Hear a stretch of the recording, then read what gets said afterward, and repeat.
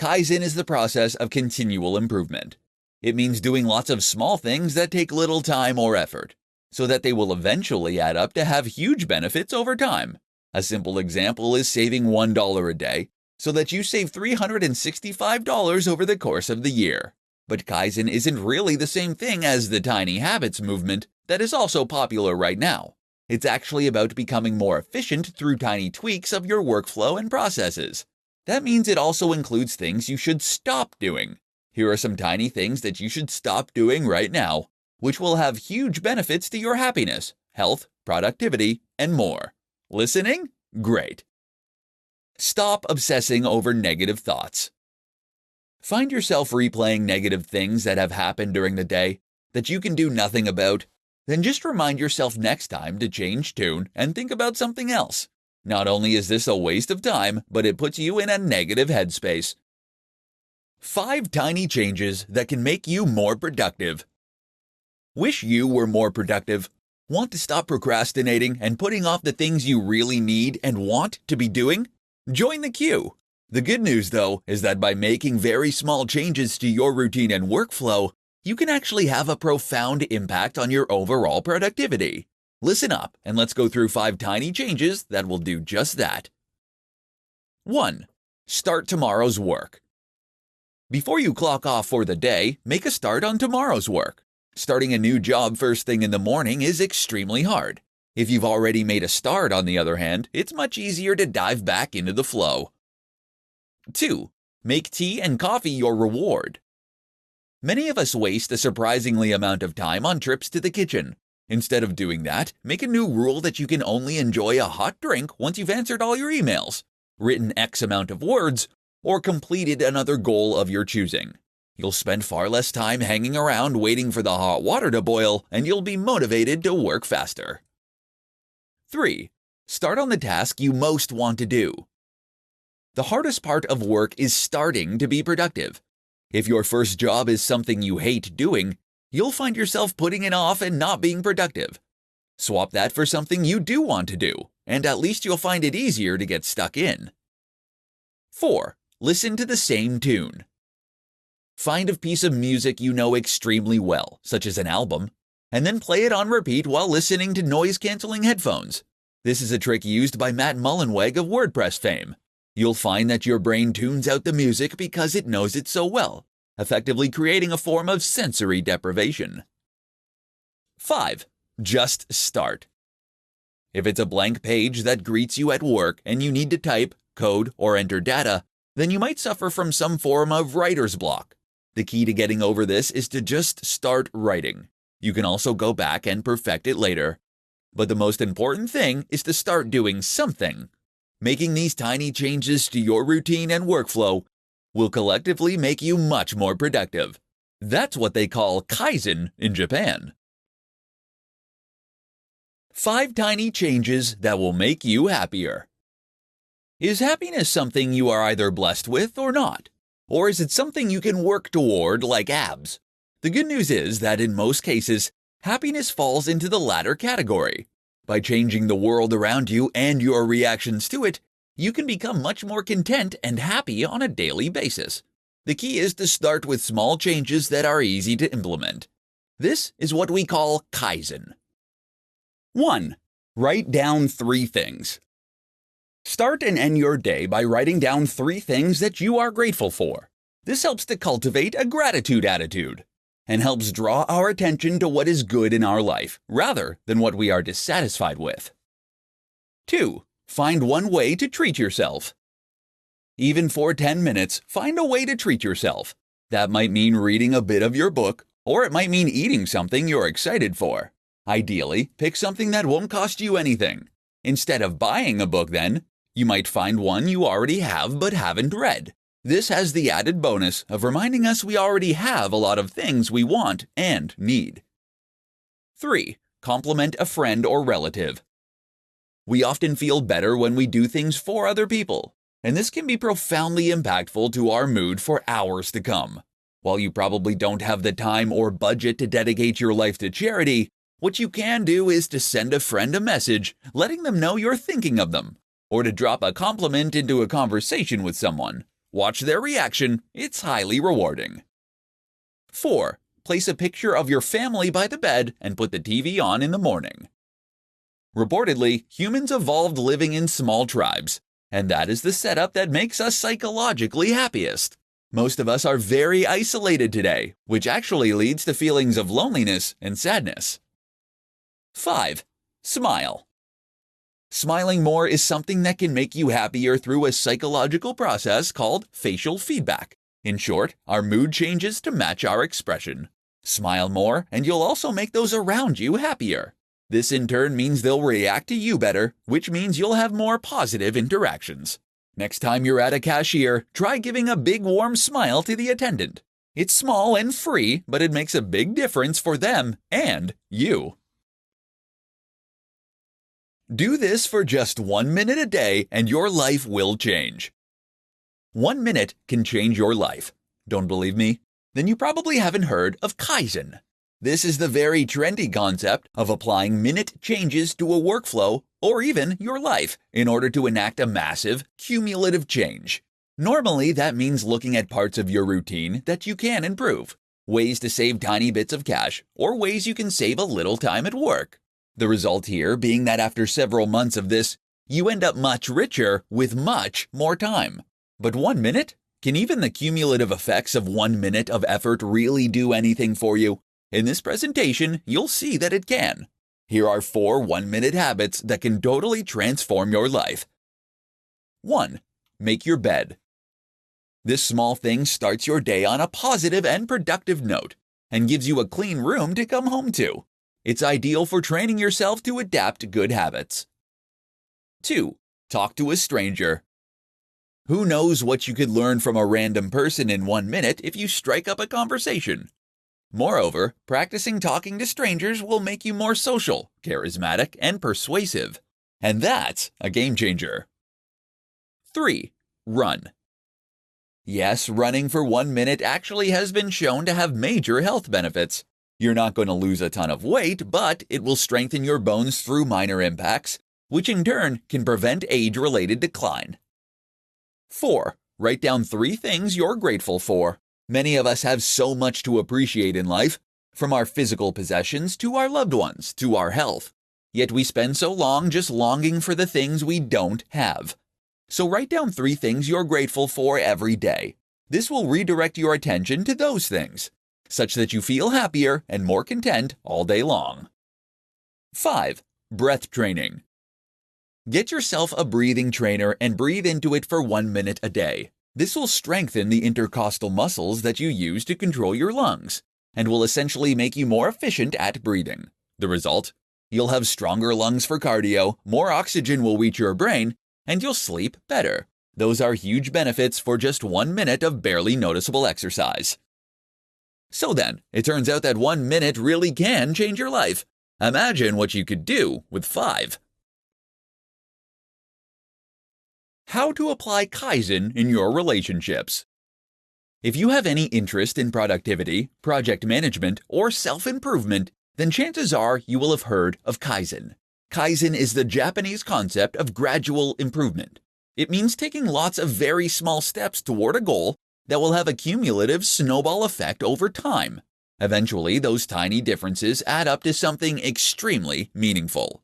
But while Kaizen is popular in the business and self-development world, it also has applications outside of those areas. For example, you might just be able to use Kaizen in your relationships to become happier and more satisfied than ever before. Kaizen for couples. Relationships are hard. As much as Hollywood might try to tell us otherwise, relationships do not work out immediately. Rather, we need to work at them and constantly improve them with time. Likewise, we need to stick with them when things are not going perfectly and fight through those bad patches. This is not a mark of a bad relationship. In fact, it is a very healthy relationship that is able to acknowledge its shortcomings and work on them. That's where Kaizen comes in. Take an honest appraisal of your relationship with your partner in a judgment-free way. Ask what is going well and what could be better. Perhaps you don't get enough time together. Maybe you feel you aren't having enough sex. Or maybe you feel that one of you does more chores than the other. Maybe you aren't doing enough new, interesting things together. You'll then apply Kaizen by looking at each of these points and the circumstances surrounding them. You'll ask, how can you act to make that thing better? What small change can you make to your routine that will inject some more novelty or give you a bit more time together? For example, you might make the rule that one night a week you don't watch any television. Or perhaps you agree that you will cook together instead of taking it in turns. If the romance has gone, then you might both make a pact to spend a little longer looking your best for each other in the morning. These are very small changes, but over time, they can add up to make an immense difference. And the rewards you can reap here are gigantic. There's benefits to applying a little Kaizen to any area of your life. How to break a bad habit in 3 easy steps. Building a better you is not just about introducing new positive habits. Just as important is to remove the bad habits that are wasting your time, damaging your health, or losing you money. The only problem is that habits are hard to break. That's why they're habits. The good news is that there are ways you can break bad habits if you know how. In this presentation, we'll look at 3 simple steps that can help you bust those bad habits for good. 1. Change your environment. One of the most important things to do if you want to break a bad habit is to change your environment. That means you should remove yourself from your usual location. The reason is that your environment will be filled with reminders and triggers that will make you more likely to engage in the negative behavior. That is why many people trying to recover from addiction will go into rehab. There, nothing will remind them of their old life and behavior. Of course, you can come back again when you're done. Trying to quit smoking? Wait until you're going on holiday and you will have the best luck. 2. Find new habits. One of the very most important things to do if you want to break a bad habit is to replace it with something new. Otherwise, you will still be continuously reaching for that cigarette or looking for that cake. You need a new way to get your dopamine hit. Of course, it's entirely up to you what your new habit should be, but make sure it gives you a similar feeling and that it's something you really want to do, such that the urge is able to win over the habit with a little help from you. 3. Take it day by day.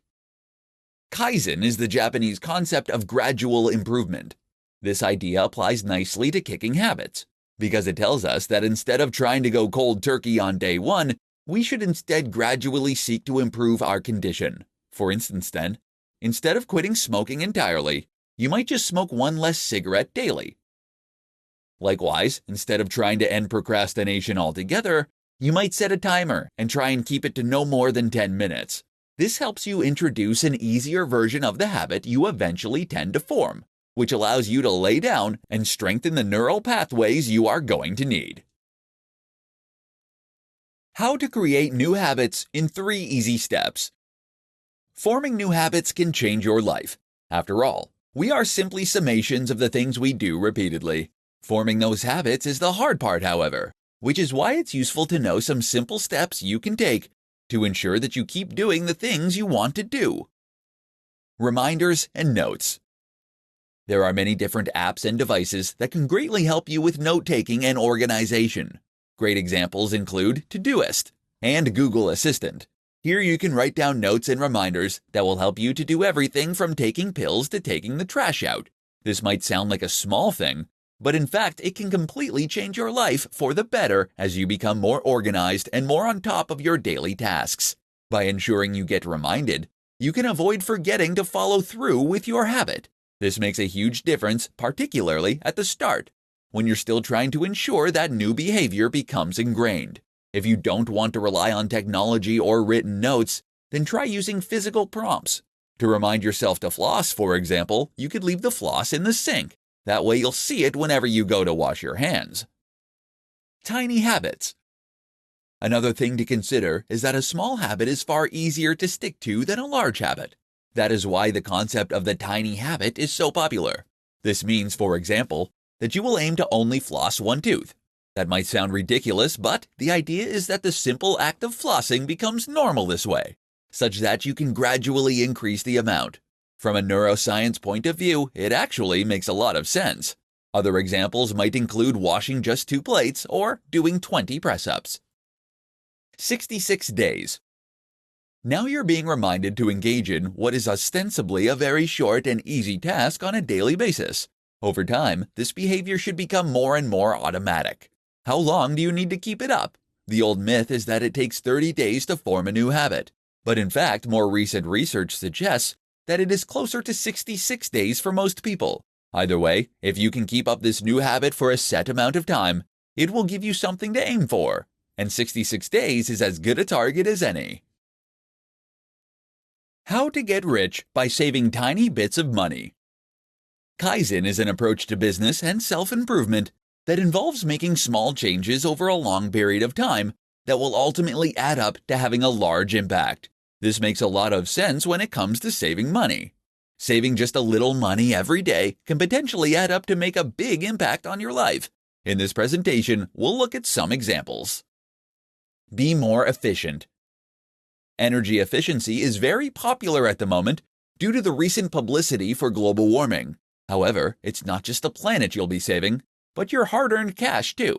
Look into using up less water when you run the bath, less energy when you use your lights or boil the kettle, and in general, less on all of your bills. The good news is that there are lots of ways you can do this, from buying more efficient machines to finding ways to keep your home warmer and to use less water. Travel smart. We spend a lot of money traveling, and often that money is spent unnecessarily. There are many ways you can cut down on these regular expenses, however, from choosing to cycle or walk places to going in groups on a coach so that you can split the cost to using less petrol when you drive. Sell stuff. Look around your home at all the things that you have that you haven't used for months or even years. Ornaments in boxes, old DVDs, old CDs, and the chances are that most of this stuff you won't use again for months or years either. So sell some. Okay, it's not really saving money, it's making it. But if you think of this as making back some of your daily expenses, then it's really a good way to improve your ratio and keep your bank balance happy. Save your change. People waste so much change, it's unreal. And if you kept all of it in a little pot of some sort, then at the end of the month or whenever, you'd probably be very surprised to see just how much you'd held on to. Use coupons. Coupons are a fantastic way to get the same things, but for less money. And there are all kinds of things you can get coupons for if you go to the right site. Then, of course, there are other cheaper alternatives to buying normally, such as getting things on offer, buying used, etc. Make a budget. Having a budget works wonders for your overall finances because it ensures you're able to stick to a specific amount of cash each day, which will help you to then know precisely how much cash you'll have at the end of each month. Surprisingly, just having a budget will help you to save money, and especially if you keep track of your spending too. The key then is to automatically transfer all these little savings into a savings account every month and keep assessing your budget and looking at more areas where you can save a little more without impacting on your quality of life. Small things you should stop doing right now. Kaizen is the process of continual improvement. It means doing lots of small things that take little time or effort, so that they will eventually add up to have huge benefits over time. A simple example is saving $1 a day, so that you save $365 over the course of the year. But Kaizen isn't really the same thing as the tiny habits movement that is also popular right now. It's actually about becoming more efficient through tiny tweaks of your workflow and processes. That means it also includes things you should stop doing. Here are some tiny things that you should stop doing right now, which will have huge benefits to your happiness, health, productivity, and more. Listening? Great. Stop obsessing over negative thoughts. Find yourself replaying negative things that have happened during the day that you can do nothing about. Then just remind yourself next time to change tune and think about something else. Not only is this a waste of time, but it puts you in a negative headspace. Stop getting coffee and tea repeatedly. There's nothing wrong with tea and coffee. The problem is when you use getting tea and coffee as an excuse not to do any actual work. Keep an eye on how many trips to the kettle you're making. Stop apologizing. If you're one of those people constantly apologizing for everything, then this is the habit to cut out. Apologizing makes you appear guilty and actually makes other people feel resentful in many cases. Learn to cut this habit out. Stop getting on your phone every 2 minutes. If you get your phone out every time you go to the bathroom, every time you're in a queue, and any time you wait for your computer to load, that's something to fix. Try switching to a black and white screen, and you'll find yourself instinctively get it out less. Stop watching junk TV. It's actually not harmless. It puts you in an unproductive, uncreative headspace. Watch something stimulating and interesting, and you'll feel much better. Stop spending money on unnecessary subscriptions. If you haven't watched Netflix in the last month, then you can get rid of it. There are other ways to enjoy an evening if you're ever stuck. And the same goes for that gym membership you never use.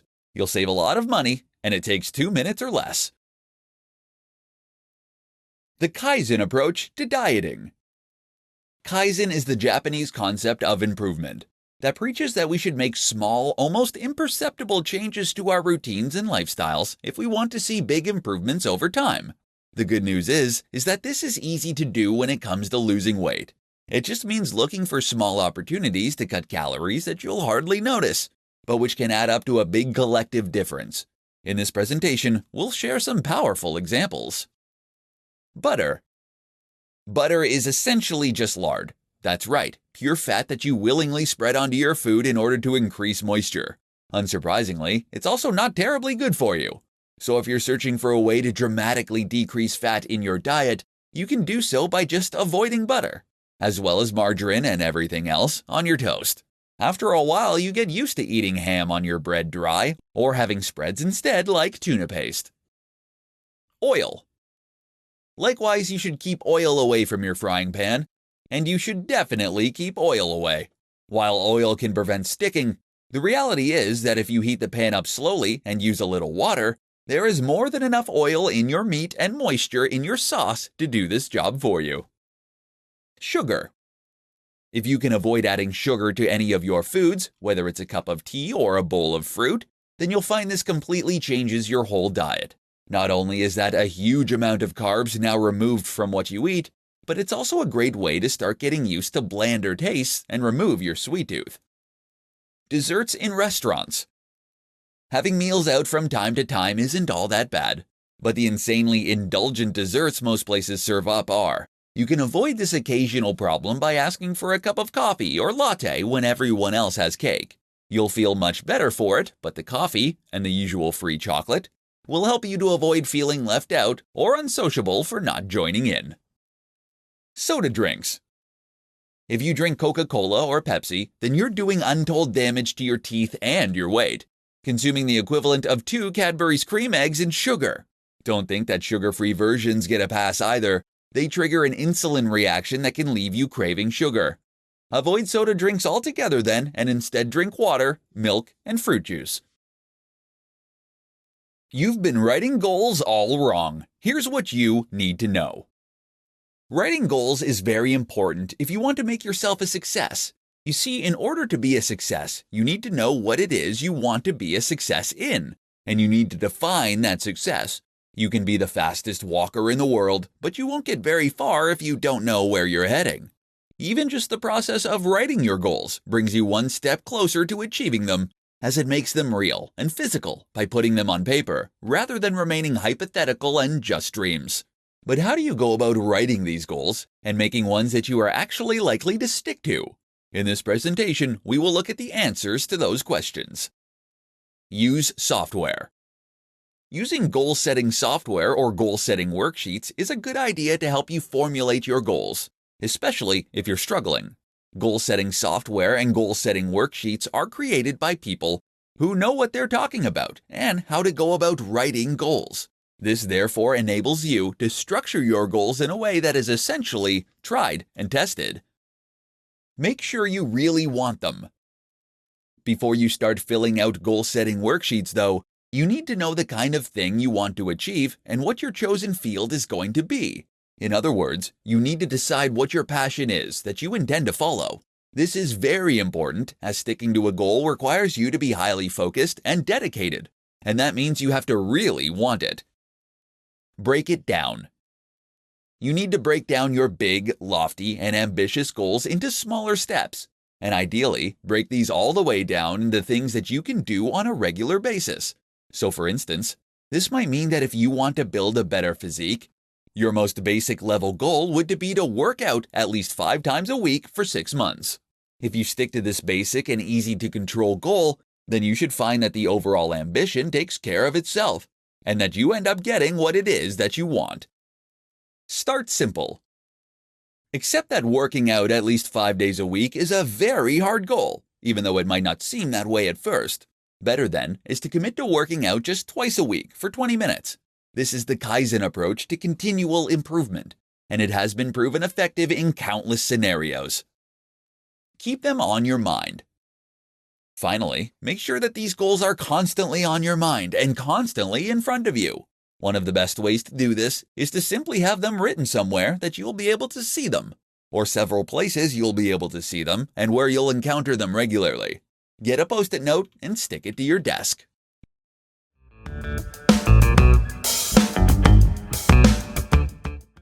Most people often grow up to become an adult that is not always a reflection of their true self. It is so easy in this world to lose track of our authentic self and not be the best version of ourselves. Since you've picked up this tutorial, it means that you are ready to bring back that authentic self, that beauty that lies within you, and show it to the world. Here are 5 actions you can do to be a better person. Express love. Being a better person is about learning to be a better person toward ourselves first. It has to start from within you. To be a better person, you have to find love within. You have to be able to show yourself compassion, love, and acceptance. You can't give to others what you are unable to deliver to yourself. Once you can love yourself, you will radiate love, and others will be attracted to you. Express love by acknowledging one thing you love about yourself every morning. 2 things authentic people do and how you can be your true self. In this tutorial, I will show you 2 things that people who live their authentic selves do. You will learn how you can also be aligned with your true self. In this world where social media often encourages an image of imperfection, it can be challenging to be your true self, or at least show yourself to the world. While those who live an authentic life tend to be happier and have more success in life, it is by far more difficult to do than it seems. The following 2 recommendations will help you live a life where you can be your true self. The first suggestion is the following. Learn to accept yourself. It is something that we often hear, but what does it mean in practical ways? Accepting yourself is being able to look at yourself in the mirror and see who you truly are. Your true self is simply the self that is not trying to please others or being perfect. Your true self is the part of you that is enough and authentic. To accept yourself, you have to start by recognizing the good in you. List 5 things that you love about yourself. If you can't find 5 things, ask people who are close to you to list what they love about you. Once you've listed these 5 qualities of yourself, reflect upon them and dig deep into becoming comfortable accepting compliments about yourself. Now that you're starting to accept your qualities, try to make a list of 2 things you don't like about yourself. Explore these 2 things very deeply. Ask yourself, if those 2 things were in my best friend, would I still love that person for whom she or he is? If so, why is it so hard to accept those things in me? What if it was acceptable for me not to be perfect? How would life look? Choose to let go of the need to be perfect. Do you have to be perfect to be loved? What if loving yourself meant that it was merely accepting yourself for who you are, flaws and all? Learn to listen to yourself. One of the biggest mistakes we make growing up is losing a sense of self. We stop listening to ourselves and start paying attention to what others think of us. After years of trying to please others, we completely forget who we are and what we want.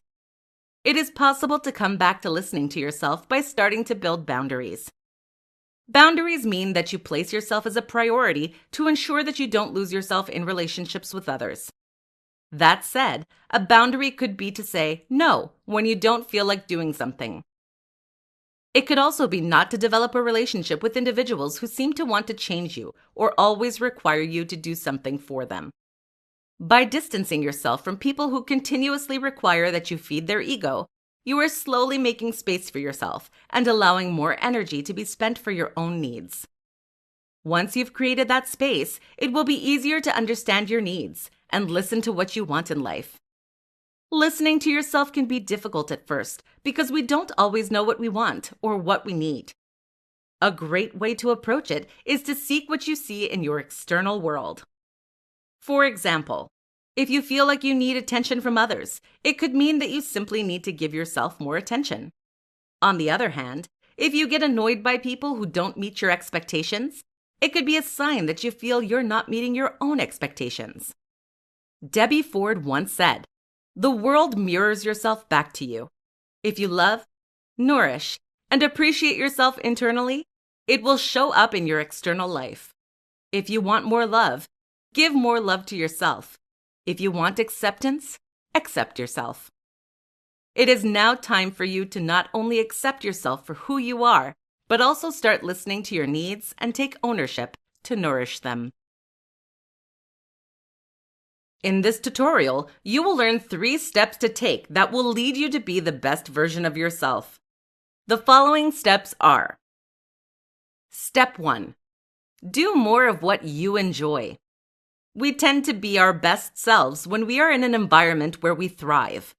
Take a moment to reflect and write about a time in your life where you felt you were the best version of yourself.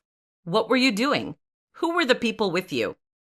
Now take the time to reflect on how you can recreate that situation. What would you like to do more in your life?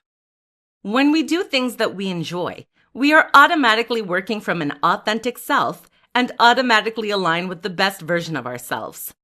We will likely feel more joy, at peace, and happy. When you are experiencing these emotions, you are attracting individuals who feel similarly. Doing more of what you like will have the positive impact of surrounding yourself with people who uplift you and appreciate you for who you are. When you operate from a space of authenticity, you are living your best life. Step 2. Nurture your mind, body, and soul. Nurturing yourself could also be perceived as self-care. Although self-care often leads us to only think of the physical aspect of our body, nurturing yourself means that you are respectful and mindful of yourself as a whole. It means that you take the time to rest when your physical body needs it. You take the time to be in the present moment when your mind is working on overdrive. Or you take the time to nourish your soul when you've been misaligned with what brings you joy. It is much easier to be the best version of yourself when you feel rested, at peace, and happy. You can't expect others to take care of you. Only you know when your needs are not being met. Start by practicing self-awareness and recognize when you are out of balance with yourself. By listening to your needs, you are showing self-love. And also, the faster you'll pay attention to your needs, the quicker you will be the best version of yourself. Be careful not to fall in the trap of the victim mindset, where you claim that you are unable to take care of yourself because you have to take care of others. Too many people learn the hard way that if you don't find time to take care of yourself now, you will be forced to take care of your illness later. Nurturing yourself might be counterintuitive, but it is the #1 way you can ensure that you'll be there for others. Step 3. Get rid of what doesn't align with your best self. If you want to be the best version of yourself, you need to learn to say no and create boundaries. By distancing yourself from things that don't align with your authentic self, you are saying no to distraction and hindrance to living your best life. Start by acknowledging what things you do simply to please others. What are the activities that you do that doesn't nourish your best self? Are there people that make you feel far from your best self? Once you are aware of those activities and people that no longer match your best self, start distancing yourself from them or simply stop maintaining the relationship. It doesn't make you a bad person. Saying no to relationships that don't fulfill you is merely showing respect toward your true self. When you start respecting yourself, you put yourself as the priority. Many people believe it is selfish. Meanwhile, when it is done for the right reasons, it serves a bigger purpose. It allows you to have the time, energy, and wellness to be your best self around others. It will enable you to be present for others and, in return, uplift them too. When you find the courage to create healthy boundaries in your life, you quickly are rewarded with joy, happiness, and a sense of being the best version of yourself. 3 things you can do to feel your best. Being your best can mean many things to many people. The 3 things I'll share with you today are accessible to anyone who would like to be the better version of themselves. Here are the 3 things you can do now. Express gratitude. Gratitude is the #1 way you can feel great about yourself and your life. When you can recognize the good about yourself, you place all your energy toward what you have as opposed to your gaps. This behavior can change a lot in your life. Start by writing down what you are grateful for about yourself. For example, you could say, "I'm thankful for my smile. I'm grateful for my determination. I'm grateful for my ability to find work," etc. Every day, wake up in the morning, and as soon as you open your eyes, say one thing you are grateful for about yourself and one thing you are grateful for toward your life. This simple act will help you start your day feeling your best. Practice positive self-talk. The way that you talk to yourself will impact the way you feel about yourself. If you are continually doing negative self-talk, it is practically impossible for you to feel your best. Just imagine that you talk negatively to a friend all the time. Criticizing or judging that person will only make that person feel horrible about themselves. The same will apply to you. Start by being aware of your self-talk. Catch yourself when you are hard on yourself, and rephrase your self-talk to be more positive. For example, if you are criticizing your hips for how they look in a pair of jeans, reframe your thoughts to recognize something you love about yourself. No one is perfect, and there's no reason for you to expect anything different for yourself. Learn to embrace your flaws and recognize the good in you. Once you can positively talk to yourself, you will feel more better about yourself. Have the goal of being your biggest fan, and you won't be disappointed with whatever outcome you get. Be honest with yourself. One of our most significant barriers to reaching our best self is the constant lies we convince ourselves to believe. One of those lies is the idea that we have to please others to be loved. When you try to please others, you are entirely detaching yourself from what you want and who you are. You're trying to be someone you aren't just to make sure you are liked by others. That is one of the biggest lies we live, the one where we think that no one will like us for who we truly are. Start right now by saying no to that limiting belief.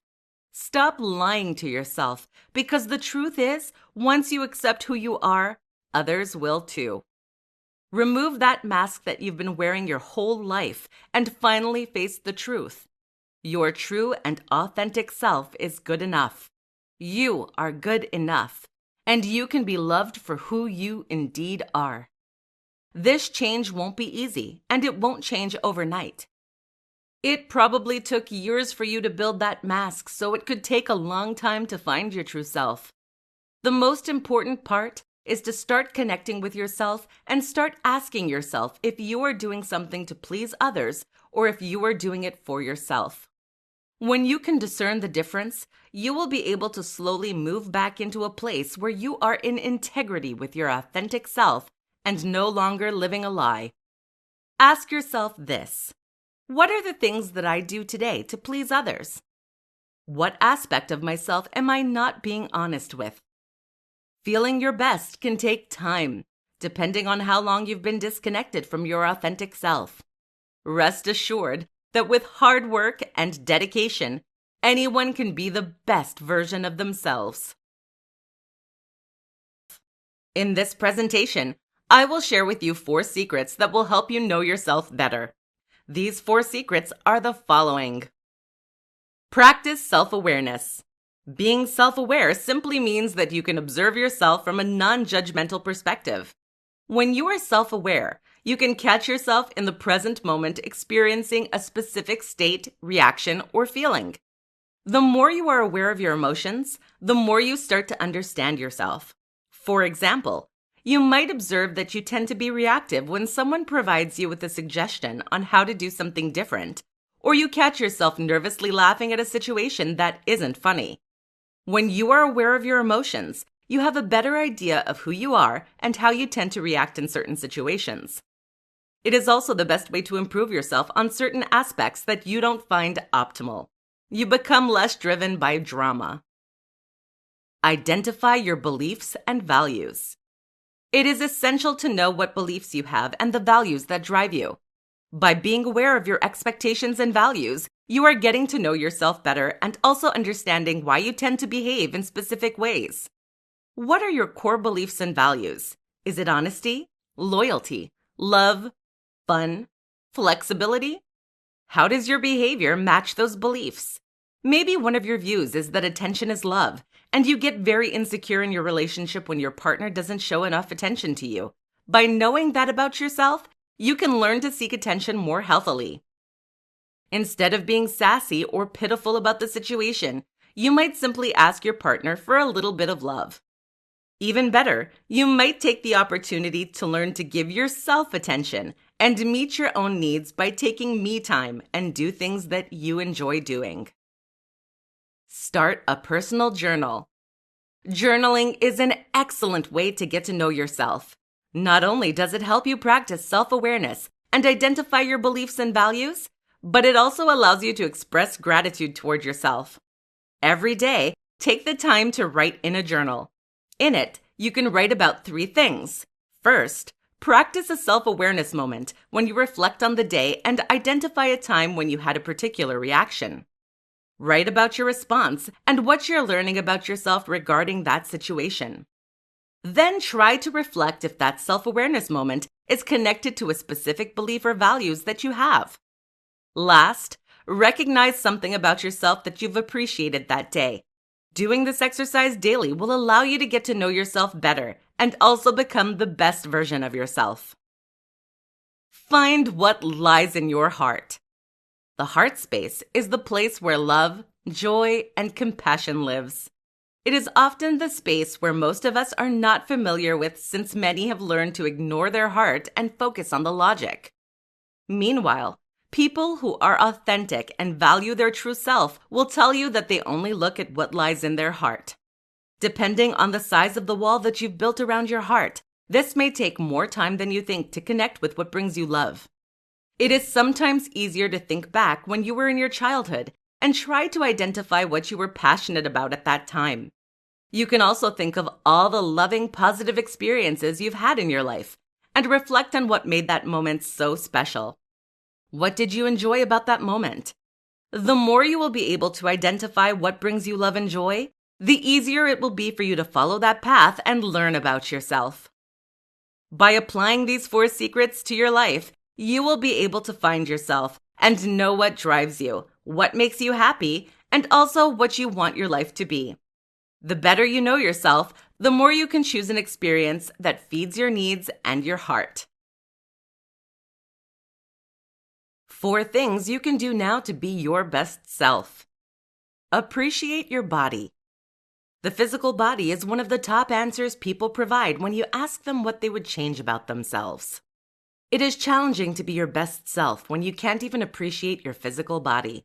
The more you will respect and appreciate your body, the more you will want to take care of it.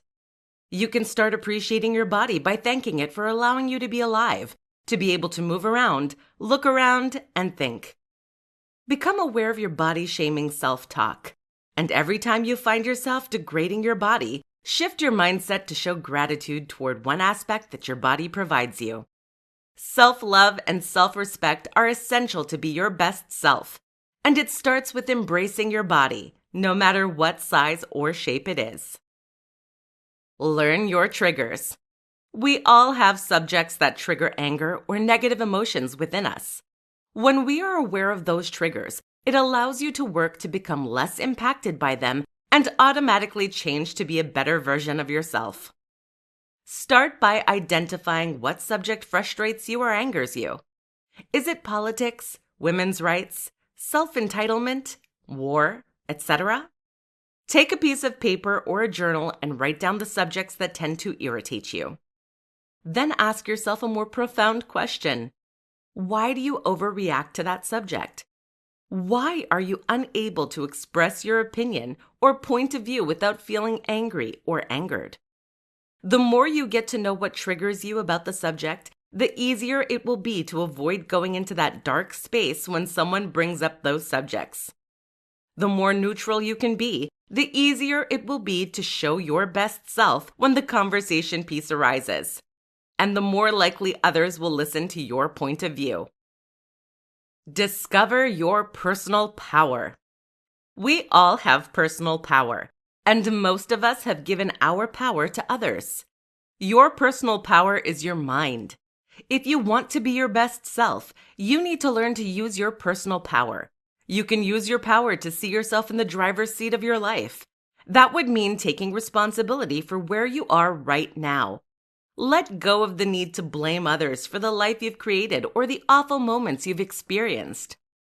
When you recognize your personal power, you are empowered to be your best self. You know you can do whatever you want because no one has the power to control your mind. Change your mindset and change your life. Be in the mindset that you have everything that you need right now to be your best self. Master your fear. Fear is what stands in the way between you and your best self.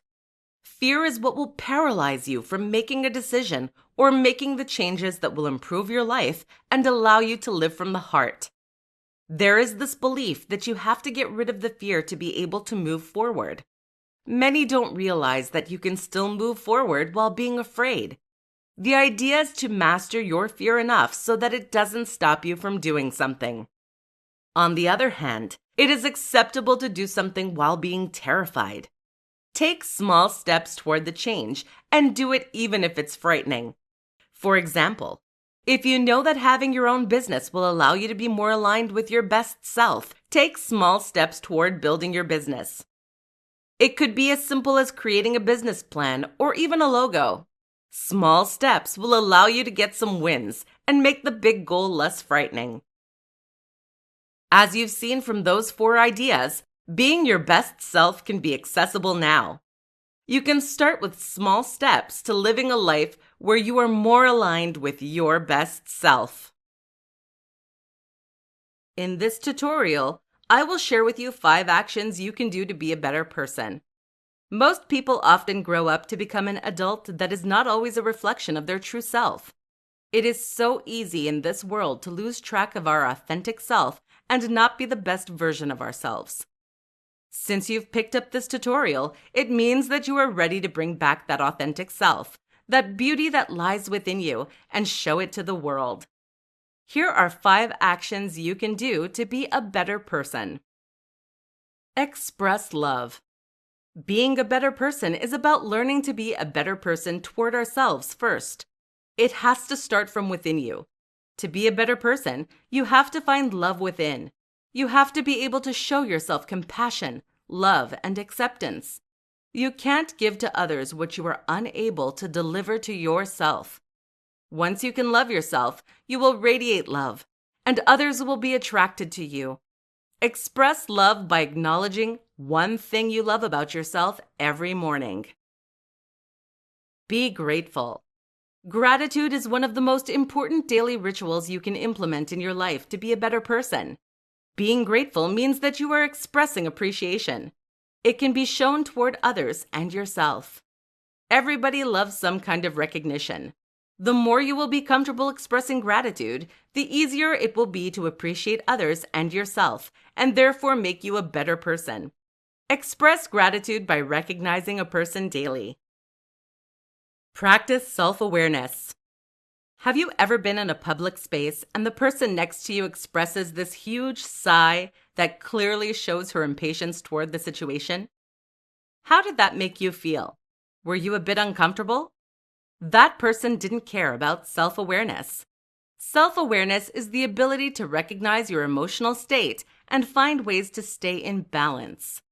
When you practice self-awareness, you are automatically allowing yourself to be a better version of yourself and not let your emotions take control of you. Practice self-awareness by training yourself to observe your feelings. Be open to give and to receive. To be a better person, you need to find a balance between giving and receiving. Being open to receive means that you say thank you when someone compliments you, that you show gratitude when someone gives you a gift, or that you are not afraid to ask for help. It also means that you are open to help others, demonstrate compassion toward them, and provide them with your presence when they need it.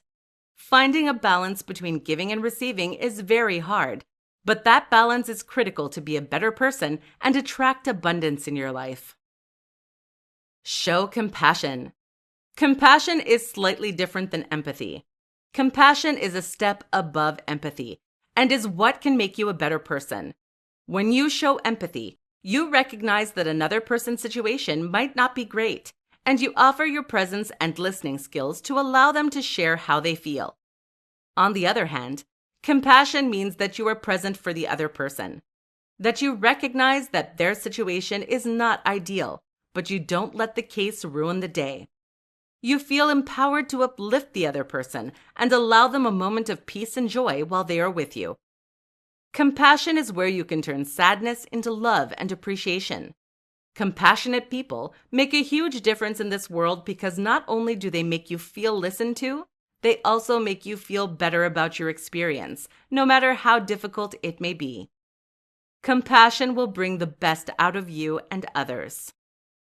The 5 actions we've shared with you are always available to you. Make a note of them and keep them in a place where you can be reminded of how you can be a better person. If you place them in a high-traffic area, you are likely going to inspire others to be better people. 6 destructive behaviors that stop you from being yourself. In this presentation, I will teach you 6 behaviors that people do that limits them from being their true self. The 6 destructive behaviors are the following. Pleasing others. One of the most limiting behaviors you can have is trying to please others. When you please others, you completely forget your true self and allow others to dictate how you should behave, look, and even talk. This type of behavior is very destructive to the self, and it is pretty much acting. You become an actor of your life and live the life that others want you to live. Once you learn to let go of the need to please others, you start living your own life. You no longer tailor your life to the image of others, but more to what you want and who you are. By doing so, the people around you will accept you for who you are. Fear of being judged. We often stop ourselves from expressing who we are because we fear that we will not be accepted and loved for our true selves.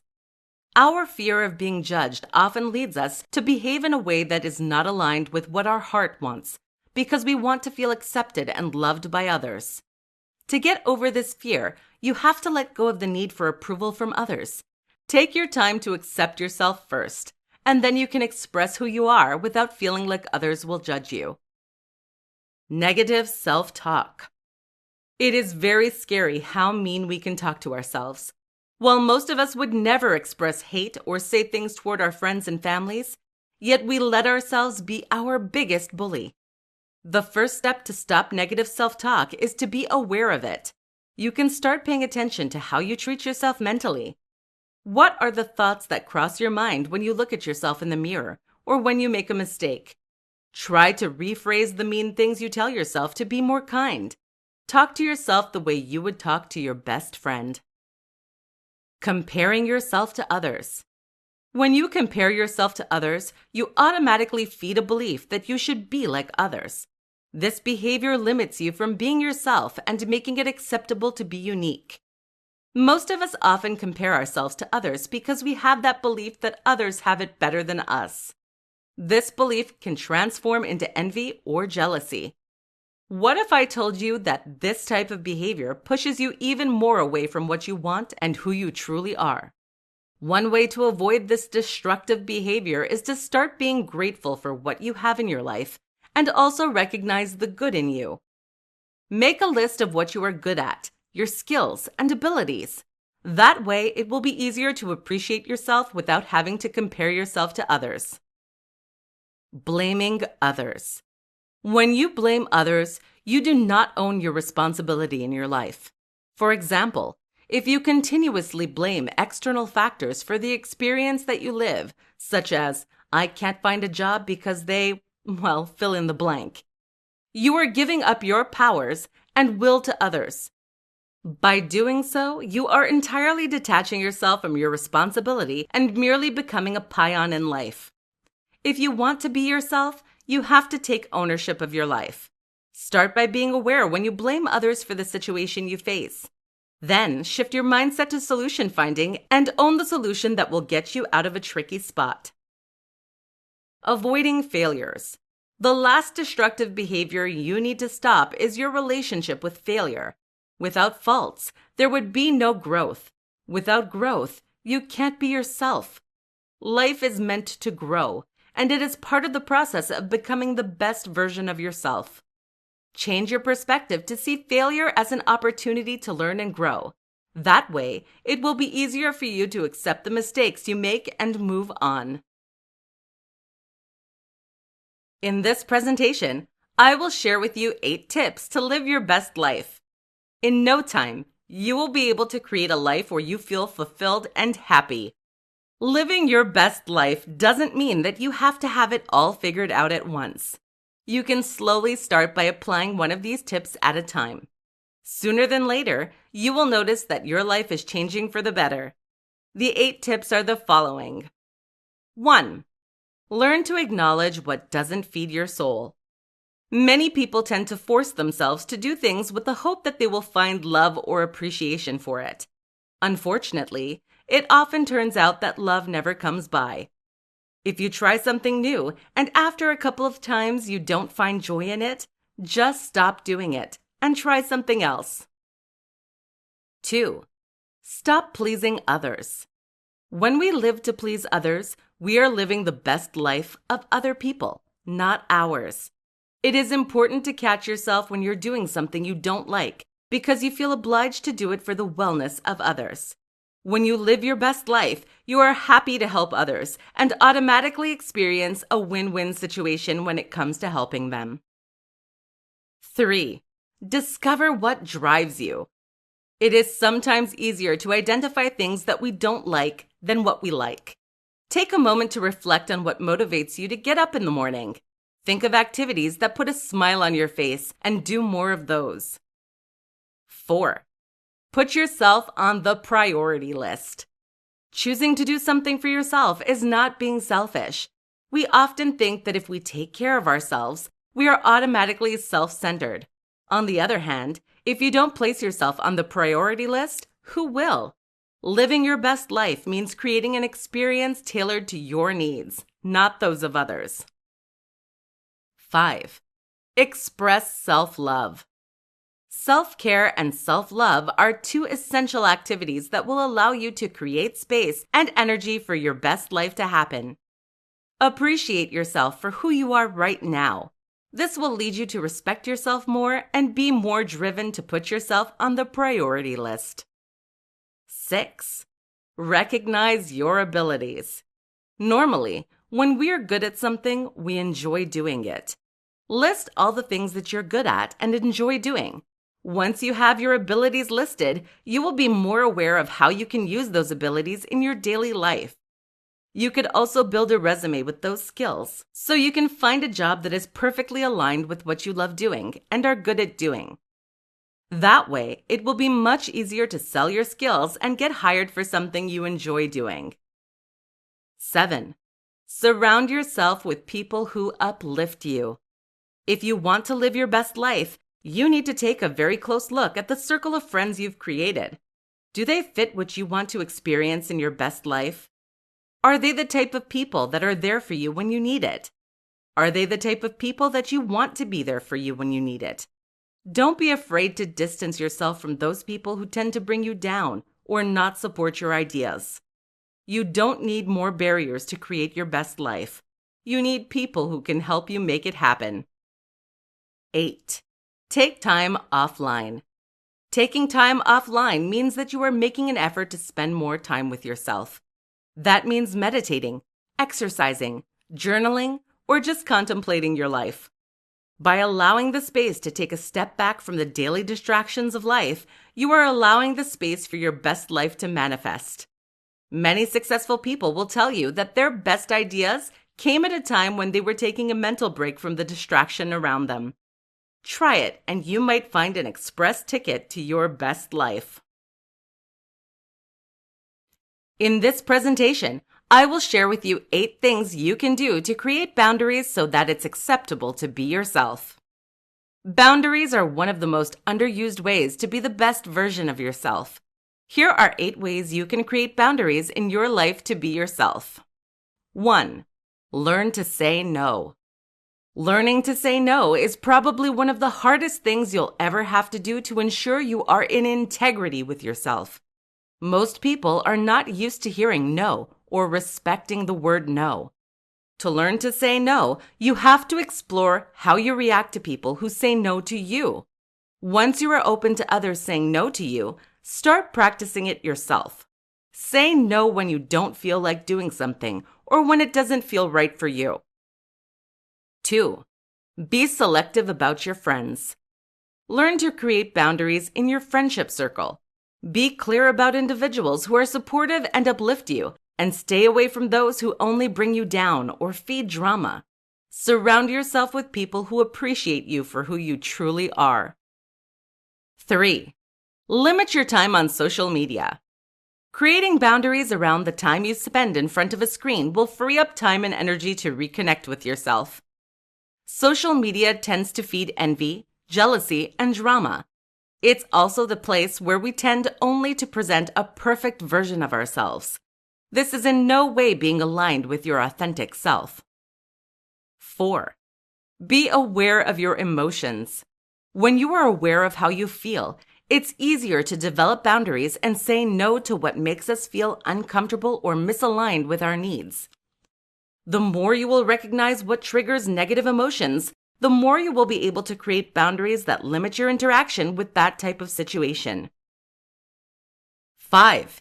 Be clear about your values and beliefs. To have healthy boundaries, you need to know what you value. If you value compassion, but you turn around and start criticizing and gossiping with a friend, you are not in integrity with yourself. Be clear about what you value and then match the behaviors to those values. That way, it will be easier to create boundaries and shift your behavior when it is not aligned with your values and beliefs. 6. Exercise assertiveness. Once you can recognize how you feel and be clear about your values, it will be much easier to assert yourself. For example, if you are with a group of friends and one suggests something you are uncomfortable about, you can assert yourself. Express how you feel and why you don't feel like participating in that idea. The more you will assert yourself, the better you will feel about yourself. Just be mindful that you are not judging or criticizing others when you assert yourself. Position your thoughts in a way that it's about what you feel and what you don't feel is aligned with your values. 7. Stop trying to please others. Creating boundaries means recognizing that sometimes you do things to please others, and that has to stop if it makes you feel bad about yourself. Pay attention to when you say yes, and deep down, you don't feel like doing something. Take the courage to stop trying to please others. For example, if somebody asks you to do something for them and you don't feel it's aligned with your needs, just say that it's not a good time for you. You can also say no. 8. Do what you want. Doing what you want doesn't mean free for all. It means showing compassion toward what lies in your heart and do things that bring you joy, fulfillment, and drive. The more you will do things that bring you joy, the less you will need boundaries. You will surround yourself with people who appreciate you for who you are. You won't need to say no because it will be aligned with your true self. Once you start setting boundaries, you will notice your life changing and you will find yourself experiencing more positive moments. This will be the perfect environment to be yourself and live your best life. In this presentation, I will give you the secret to loving and enjoying who you are.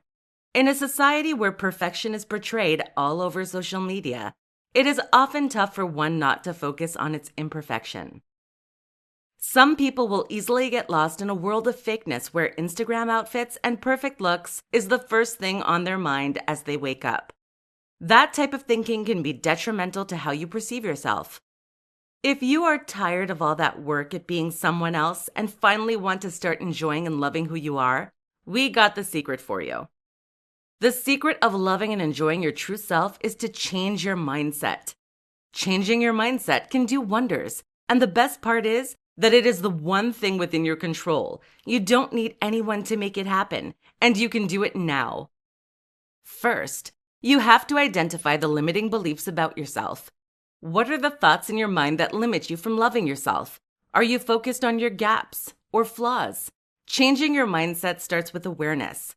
You have to learn to observe yourself and identify the beliefs you have that stops you from expressing love toward yourself.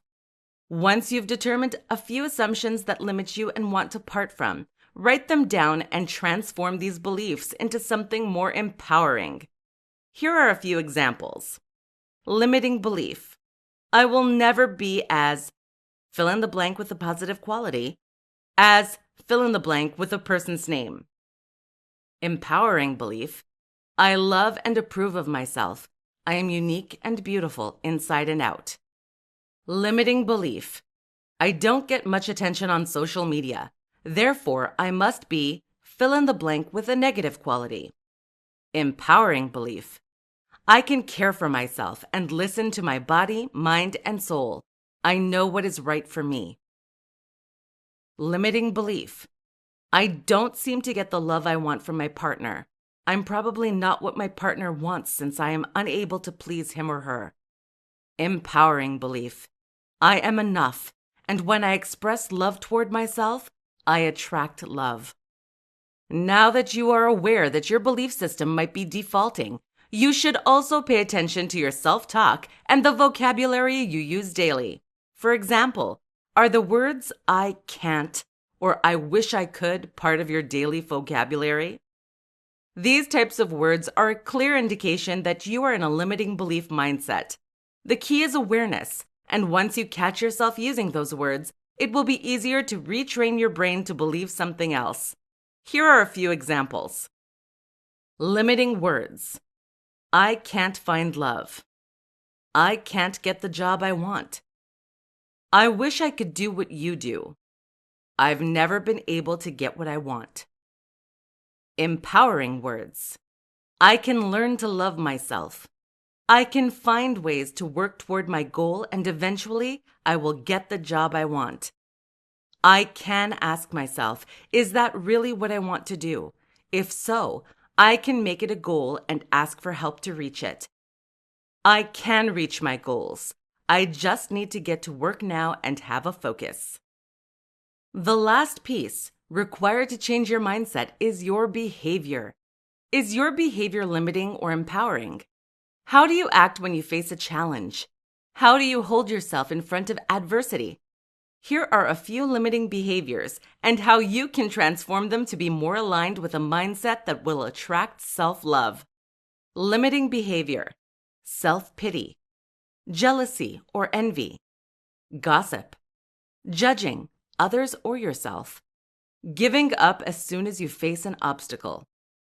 Empowering behavior: self-empowerment, gratitude, recognition, compassion, love, determined and motivated toward a goal. Changing your mindset requires you to look at your beliefs, your vocabulary, and your behavior. These three aspects of you need to align with what you want and not what you don't want. Once you can make that alignment, you will see your life change for the best and love and enjoy who you are.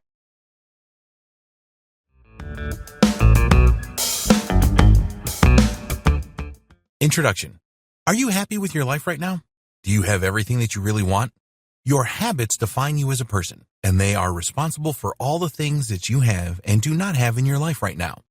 You may not realize this, but it is true.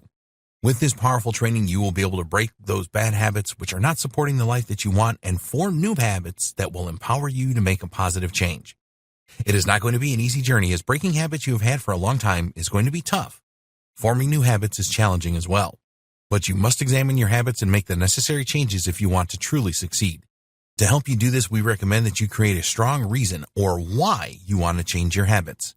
Write this down and refer to it if your motivation drops. We will explain in this training how habits work and how they are formed.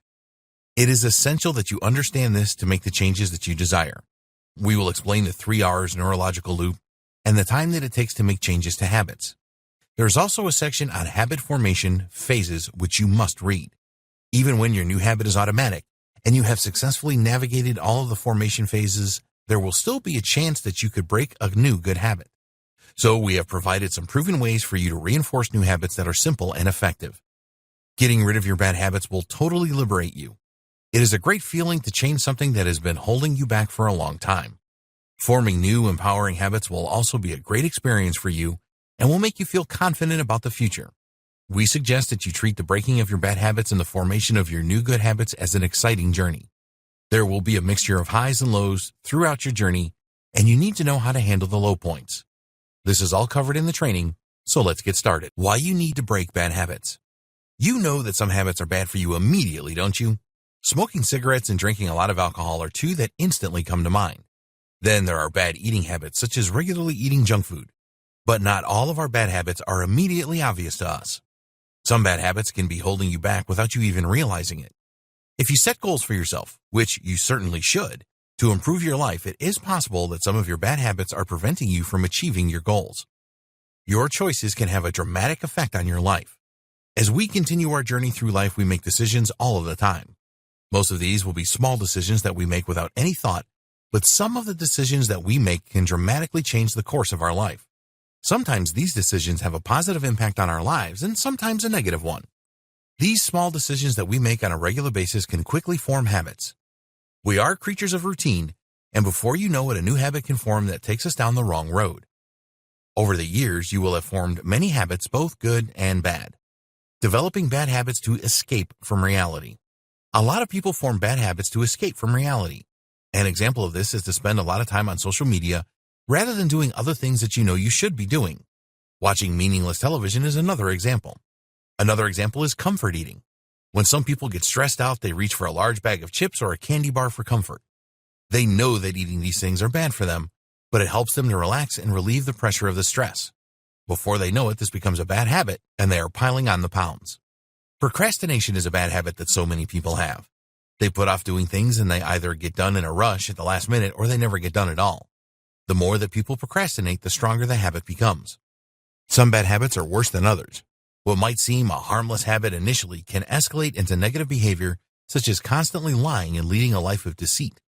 People can become so embroiled in these habits that they cannot see how this is harming their life and preventing them from getting what they want. Breaking bad habits can save you time. Time is a very precious resource, and you can never get it back. Do you have any bad habits that lead you to waste a lot of your time? How about those hours that you spend on Facebook every day? Or that habit of perfectionism that you have which makes you go over things again and again until you believe that they are perfect? A lot of people take time for granted. There's always tomorrow or next week, right? Well, hopefully that is true. But think about how much time you are currently wasting with bad habits. What else could you do with that precious time? A common complaint these days is that people never have enough time to do all of the things that they want to do. For some, this would change significantly if they broke the bad habits that steal their time. Bad habits can negatively impact your relationships. Humans are social by nature, but some bad habits can prevent you from forming the relationships that you really want. At the extreme end of the scale are addictions such as alcohol and drugs. These can seriously impact your career and personal relationships. But other bad habits can prevent you from forming the right relationships as well. If you are a procrastinator, then this is going to hold you back in your career. It could also prevent you from creating new friendships and also finding the perfect soulmate. If you have a negativity habit and are always complaining about everything, then this will drive a lot of people away that could be good friends and help you in your life. People tend to be much more attracted to positive people. Negative people only seem to attract other negative people, which never moves them forward. Bad habits can prevent you from achieving your goals. Having a few bad habits can seriously limit you when it comes to achieving worthwhile goals in your life. A lot of people hit the bars on a Friday night with their friends and get pretty drunk. It doesn't matter what age you are, the effects of alcohol will leave their mark. The next day, you will feel lethargic and not want to do much at all. Imagine that you have set yourself goals to lose weight or get fitter. Spending every Friday night drunk in a bar is not going to help you achieve those goals, is it? Sure, it is fun at the time, but you will not want to go on a run the next day for sure. Our old friend procrastination can certainly prevent you from achieving personal goals. Putting things off all the time because they are challenging or require effort is going to stop you achieving meaningful goals.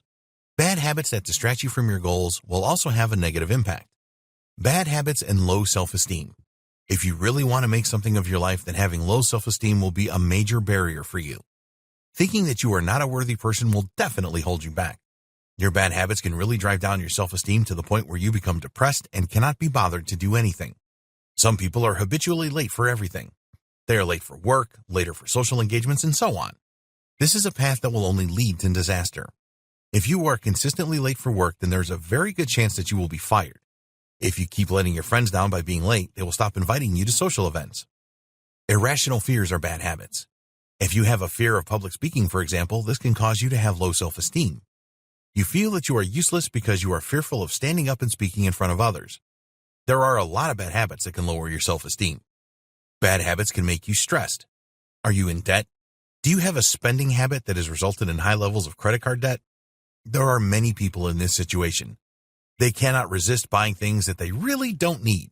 Their homes are cluttered with things that they have hardly ever used. Financial problems can really stress people out. How do you feel when you look in the mirror? Does the shape of your body stress you out? The reason that you are overweight and out of shape is because of your bad habits or not having good habits to prevent this. In the next video, we will explain how you can identify the bad habits that you need to break, identifying your bad and good habits. If you want to break your bad habits, then you need to know what they are. You may think this is obvious, but it isn't always. You can't change something if you are not aware of it, so in this video we will show you how to identify your bad habits and your good ones so that you can move forward. One of the most important things that you need to do is to accept that you have some bad habits. Some people find this difficult to accept for a variety of reasons, but you must do it or you will not get the most from this training. People often do things habitually that they do not realize are bad. Sitting in front of the TV every night might not seem like a bad thing to do, but human beings were designed to be active and move around a lot. Maybe you like to eat out several times a week. Nothing wrong with that if you can afford it, right? Well, you may not be eating too healthily by doing this, and you can certainly put the money that you are spending eating out to better use. Some of your bad habits are going to be pretty easy to break because they don't mean that much to you. Others are going to be a lot tougher to break, but when you use the techniques revealed in this training, then you will be able to break them for sure. Okay. Now that you have taken that first giant step of admitting that you have some bad habits, let's move on. Bad habits get easier.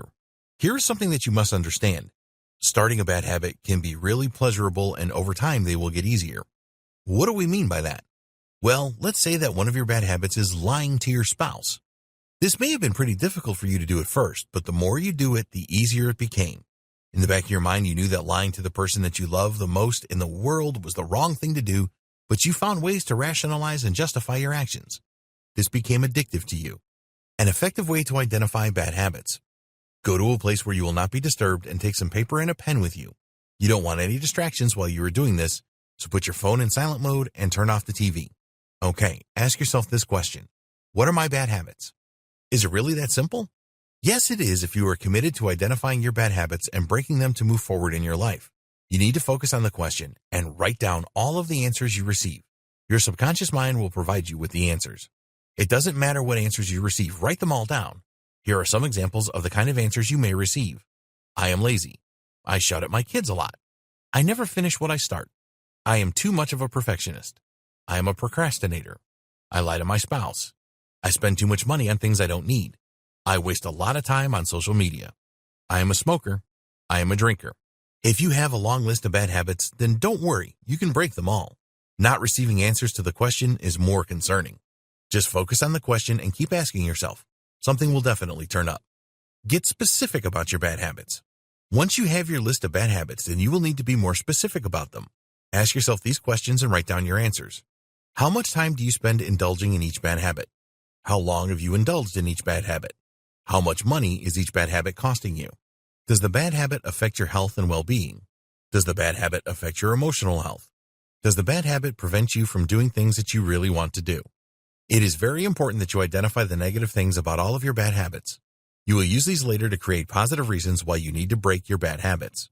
So, Keep working at this until you have a comprehensive list of bad habits and all of the specifics. What are your good habits? This is often more difficult for people to identify, but it is an important thing for you to do. This will help to reinforce future good habits that you want to form. So, to identify them, use the same process as before, but this time ask yourself, what are my good habits? Here are some examples of the answers you may receive.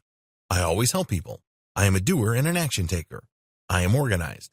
I take responsibility for things. I am always learning new things. When you have finished writing down your good habits, go through each one and think about how they make you feel. Write your feelings down alongside each good habit. So, for example, if one of your answers is, I am always willing to help people, then write down the satisfaction that you get from doing this. So now that you have your list of good and bad habits, you can really start to make good progress. It wasn't that difficult, was it? In the next video, we will look at how habits actually work. After identifying all of your bad habits, it is natural for you to be eager to break them all quickly. But you need to be patient when it comes to breaking habits and forming new ones. There is no quick fix for this no matter what anyone tells you. Some methods work faster than others do, though. It is going to take time to break a habit and form a new one. The simplest way to define a habit is a pattern of behavior formed by regular repetition. It is an acquired mode of behavior.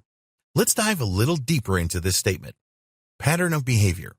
Habits are something that you do on autopilot, but they all have patterns to them. A good habit is driving a car safely. When you first learned to drive, you had to pay attention to everything, and it was probably pretty stressful for you. Once you learn to drive, you do everything automatically and just concentrate on the road. But it is not really automatic. You are just following patterns of behavior that you have learned and perfected. It all happens very quickly, so you could be forgiven for thinking that it is automatic. This is important to understand because it means that you can always break a habit. Regular repetition. This is a strong clue that it takes an amount of time to form a habit. You need to do it regularly and repeat the process. This actually takes effort in the beginning, and you will need to apply effort when you form new empowering habits. Acquired mode of behavior. A good or bad habit didn't just turn up in your life one day. You had to acquire it. You made a conscious decision that you wanted to create the habit, and then you put time and effort into it. Every habit starts somewhere. You had to learn how to implement the habit. Some are easier to learn than others. There is no singular formula for habit formation. Everyone is different. If you are someone that is naturally active, then going to the gym on a regular basis will be an easier habit for you to form than someone who is not inclined to do this. If you have led a sedentary lifestyle for a long time, then it will be much more of a challenge for you to form a going to the gym habit. Different habits require different approaches. If you want to quit smoking, for example, then this will require a very different approach to wanting to go to the gym 3 times a week. There is no single formula for habit formation. Don't believe anyone that tells you that there is. There is a habit framework. Please don't think at this point that it is going to be too complicated for you to break bad habits and form good new ones. There is a framework that you can use for new habits that will work every time for you. This framework has 3 parts, and these form a neurological loop in your mind. They are remind, routine, reward. Researchers at MIT, the Massachusetts Institute of Technology, discovered the 3 R's loop. Their research showed that these 3 elements were essential in the cycle for habit formation. It is important for you to grasp this, as it will not only help with the formation of good new habits, but also with the breaking of existing bad habits. We will discuss this in more detail in the next video. Your habits define you. Here's something that you must know. Your habits define who you are. The routines that you run every day of your life are responsible for what you do and how productive you are, and will be responsible for how you run your life and even your happiness. So the question is, are you in control of your habits, or do they control you? The answer to this is both. You can always control your habits. This is what this training is all about. But remember that habits are powerful, and once you establish them as part of your everyday routine, then you will execute them on autopilot. Your habits become a part of you, and if you are not careful, they can control your life. If you have an alcohol or drug habit, then this can soon become an addiction that spirals your life out of control. It will take some serious commitment and effort to break a habit like this. But the good news is that it is possible. You want good habits to control you. If a habit is doing you good, then you want it to control you. People often become anxious about something controlling them, but this is not always a bad thing. If you have a habit of exercising regularly, then it is good to be controlled by this. The same goes for cleaning your home every week. Always finishing the things that you start, bathing every day, and cleaning your teeth morning and night. There are some habits that you need to be happy about having control over you. In the next video, we will take a detailed look at the habit formation process and breaking bad habits. Habit formation and breaking bad habits. We want to begin this video by letting you know this. Forming a habit is not an easy thing to do. There are a number of different factors which affect your ability to break a bad habit or form a new good one. Time and patience. To break a bad habit or create a new good habit requires time and patience. You may have read that there is a 21-day habit formation rule. Many self-help gurus swear by this and will tell you that this is the standard amount of time to break or form a habit. But the 21-day rule is only part of the equation. In general, it takes at least 21 days for people to feel comfortable about breaking a bad habit or forming a new one. This is the minimum time for individuals to become accustomed to the changes they have made in their life. For the breaking of a bad habit or formation of a new one to stick, it will take longer. The psychologists will tell you that it takes an average of 66 days. When you think about it, this is not a great deal of time in the grand scheme of things, just over 2 months. But when you are just starting out, this can seem like a long time. There was an important study conducted at the University College in London where 96 people who wanted to create new habits were observed for 12 weeks. The main findings of the study were, it took 66 days on average for new routines to become habits. The real numbers ranged from 18 days to 254 days. During the study, some participants failed to perform their routines every day. This did not prevent them from forming the habit in the long run. What all of this tells you is that it is probably going to take you longer than 21 days to form a new habit or break a bad one. It also tells you that if you miss a day here and there, then it is not the end of the world. So, we recommend that you keep doing your new routines for at least 66 days and longer if you need it. The 3 R's loop. Do you remember in the last video we talked about the 3 R's loop? The clever people over at MIT discovered that there is a neurological loop that affects the routines that we perform regularly. Just to remind you of the 3 R's, remind, routine, reward. Why is this a loop? Well, you trigger a habit through a reminder, and this will affect your routine, and in turn, you will feel a sense of reward from this. To look at it another way, remind. This is the trigger that initiates the behavior or action. Routine, this is the action or behavior.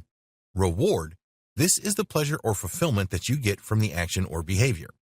It is really important that you understand and remember the 3 R's for breaking bad habits and creating new good ones. The reason for this is that you are only going to break a bad habit if you are aware of why you keep doing it.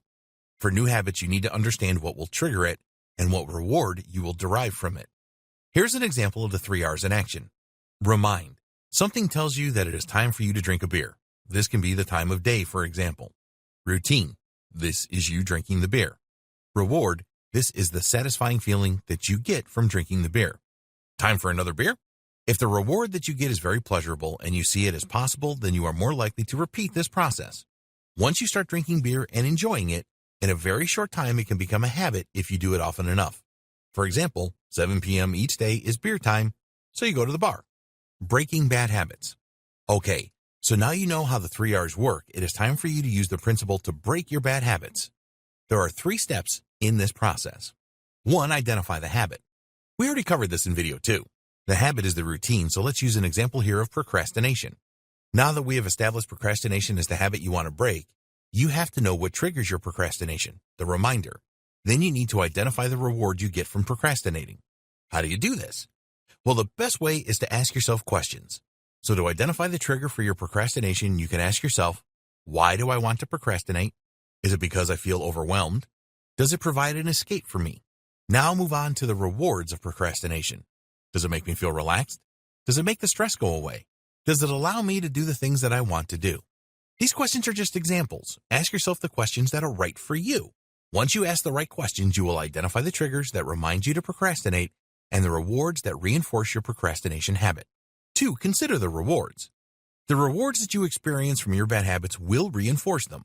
So, procrastinating provides you with a relaxing escape and prevents you from becoming overwhelmed. You do not want to be overwhelmed, so whenever you are faced with a task that you are not sure how to proceed with or is really challenging, then it is likely that your procrastination habit will kick in. Now consider other things that can prevent feeling overwhelmed and provide you with an escape. What if you were to break down a large task into smaller parts so that it doesn't overwhelm you? Or perhaps you can give yourself a reward for finishing the task that relaxes you. These are good alternatives to procrastinating. In this step, you want to play around with the rewards until you find the real thing that is driving your behavior.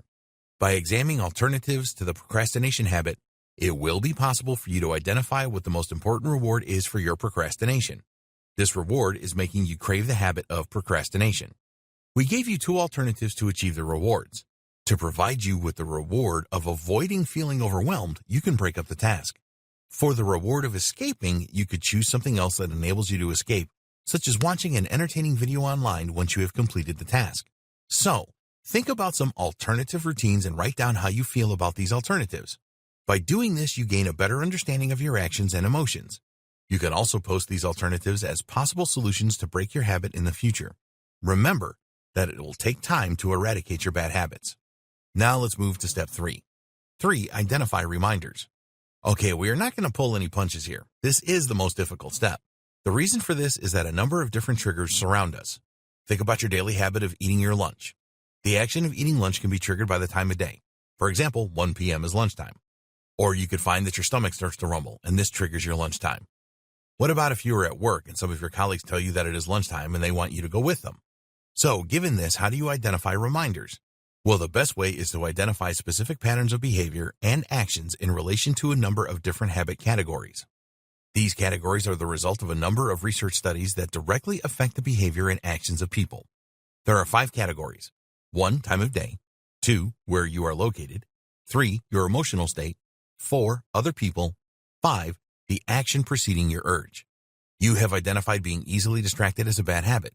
Take a look at the table below to get a better idea of how this can be triggered. Only one of the categories has a distinctive pattern in this case, and that is your emotional state. So, you can comfortably conclude that when you are bored, you are the most likely to be distracted. Once you have identified your main reminder, you can now take the necessary steps to break your habit. In the next video, we will discuss how to create new, good habits with the 3 R's. Forming new habits using the 3 R's. The best way to form a new habit is to use the 3 R's neurological loop. Again, this is a 3-step process like the breaking of a bad habit we discussed in the last video. But there are some differences. It is best to explain how this works through the use of an example. Let's just say that you eat pretty healthily, but you are not getting enough exercise. You don't want to join a gym, and you have the space to exercise at home. You like swimming and bike riding, so you want to include this into your new routine.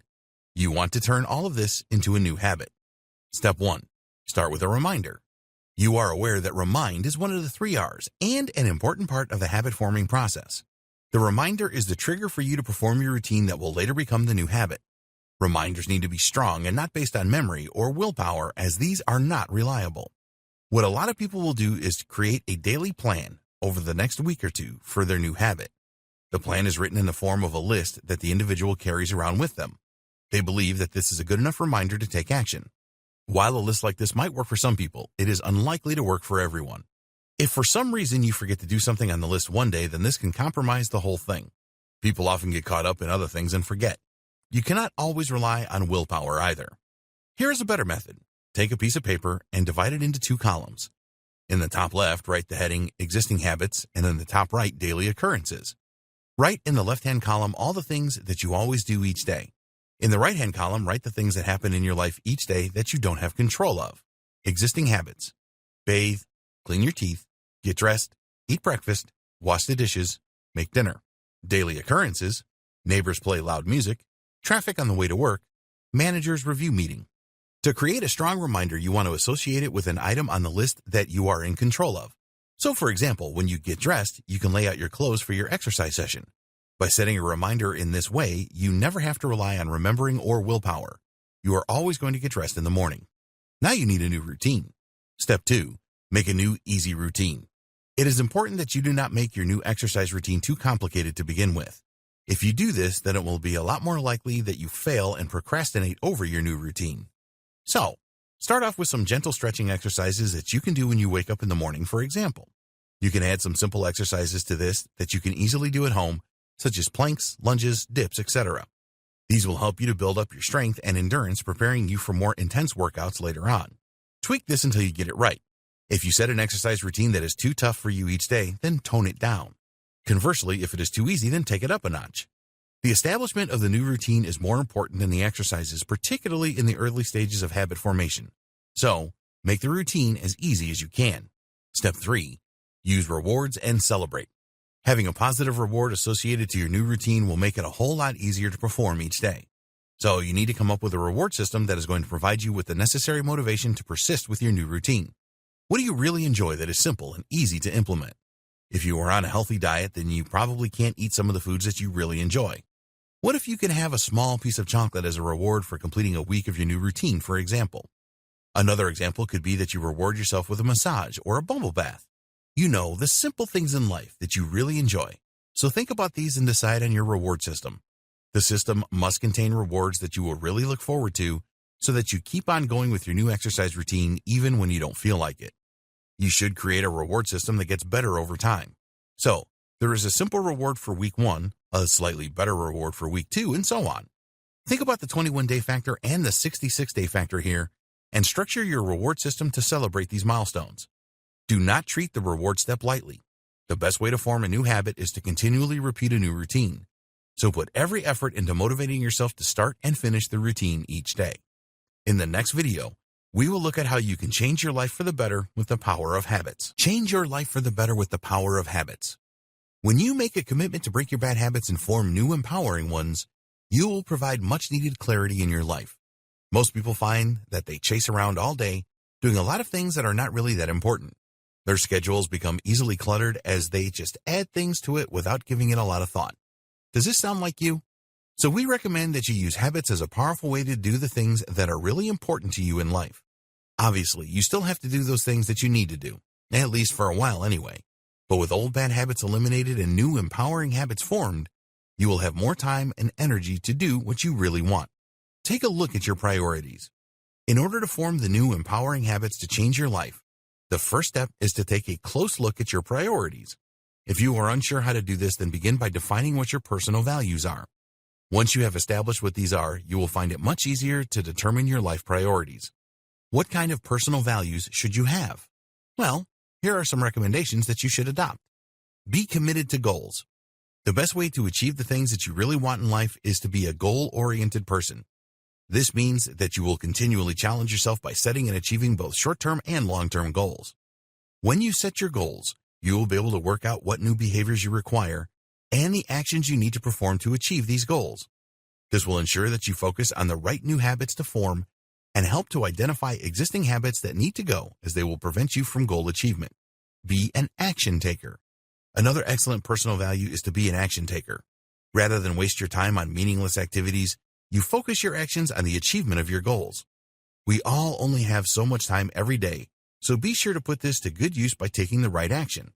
If you have a habit of coming home from work and turning on the TV, then you need to eradicate this. The same goes for spending hours on social media. You need to keep taking action regularly and not let procrastination prevent you from getting what you want. Be a people person. People are a very important part of your life. They will provide you with the support that you will need to make the necessary habit transitions so that you can achieve your goals. So, you want to surround yourself with the right people who will provide support to you. This doesn't mean that it is all about you. You need to have a presence in the lives of people that mean the most to you. Being compassionate, understanding, patient, and giving are fine personal qualities to have. Discipline and organization. You need discipline to keep going in the pursuit of all your goals. There will be tough times where you will need all of the motivation you can muster to overcome obstacles and keep on the right path. Temptations are all around us these days, so discipline is essential for your success. Organization is very important too. If your life is full of clutter, then you need to sort this out. Get yourself organized in all aspects of your life, which includes the storing of important documents and other physical things in your home and office, as well as a well-organized computer so that you know where everything is.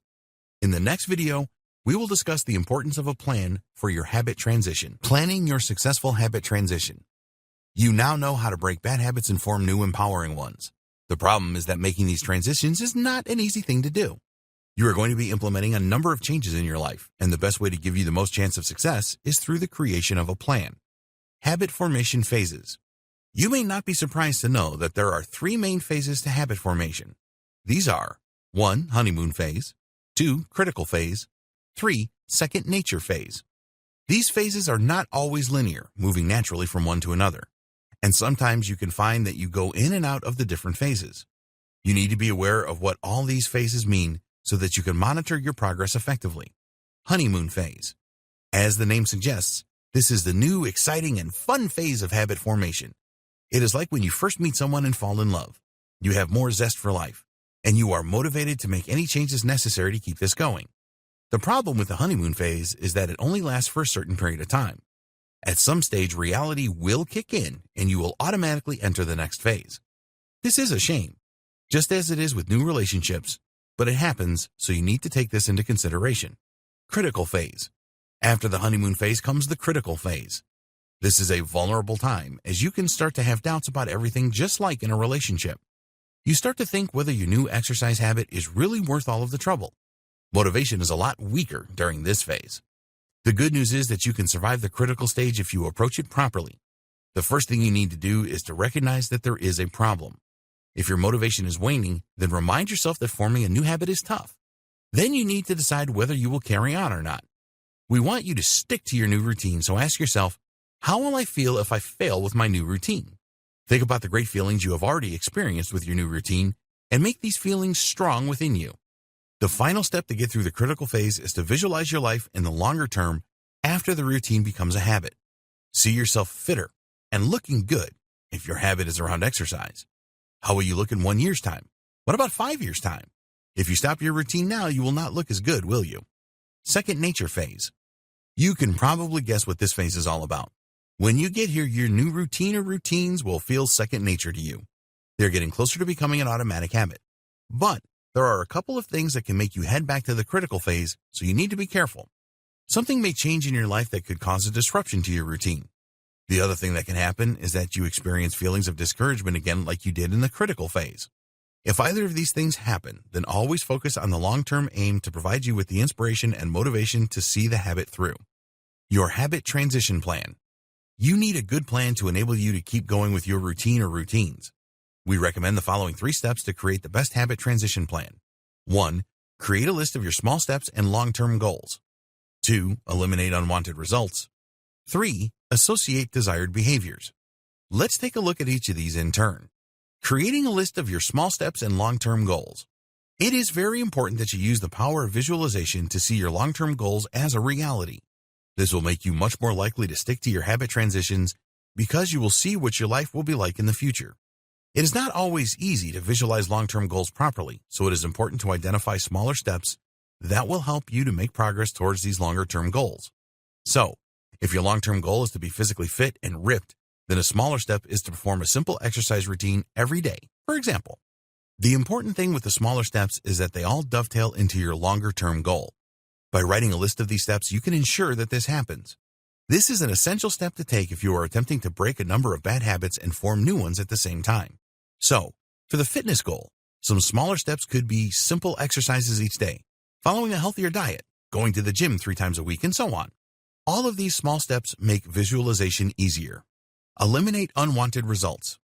This is all about removing temptations from your path. If you want to be fit, then it is not a great idea to fill your kitchen with candies or snacks that are unhealthy, for example. Of course, you can never completely eliminate everything. Maybe someone comes to visit and brings something delicious with them. Going off the rails occasionally is okay.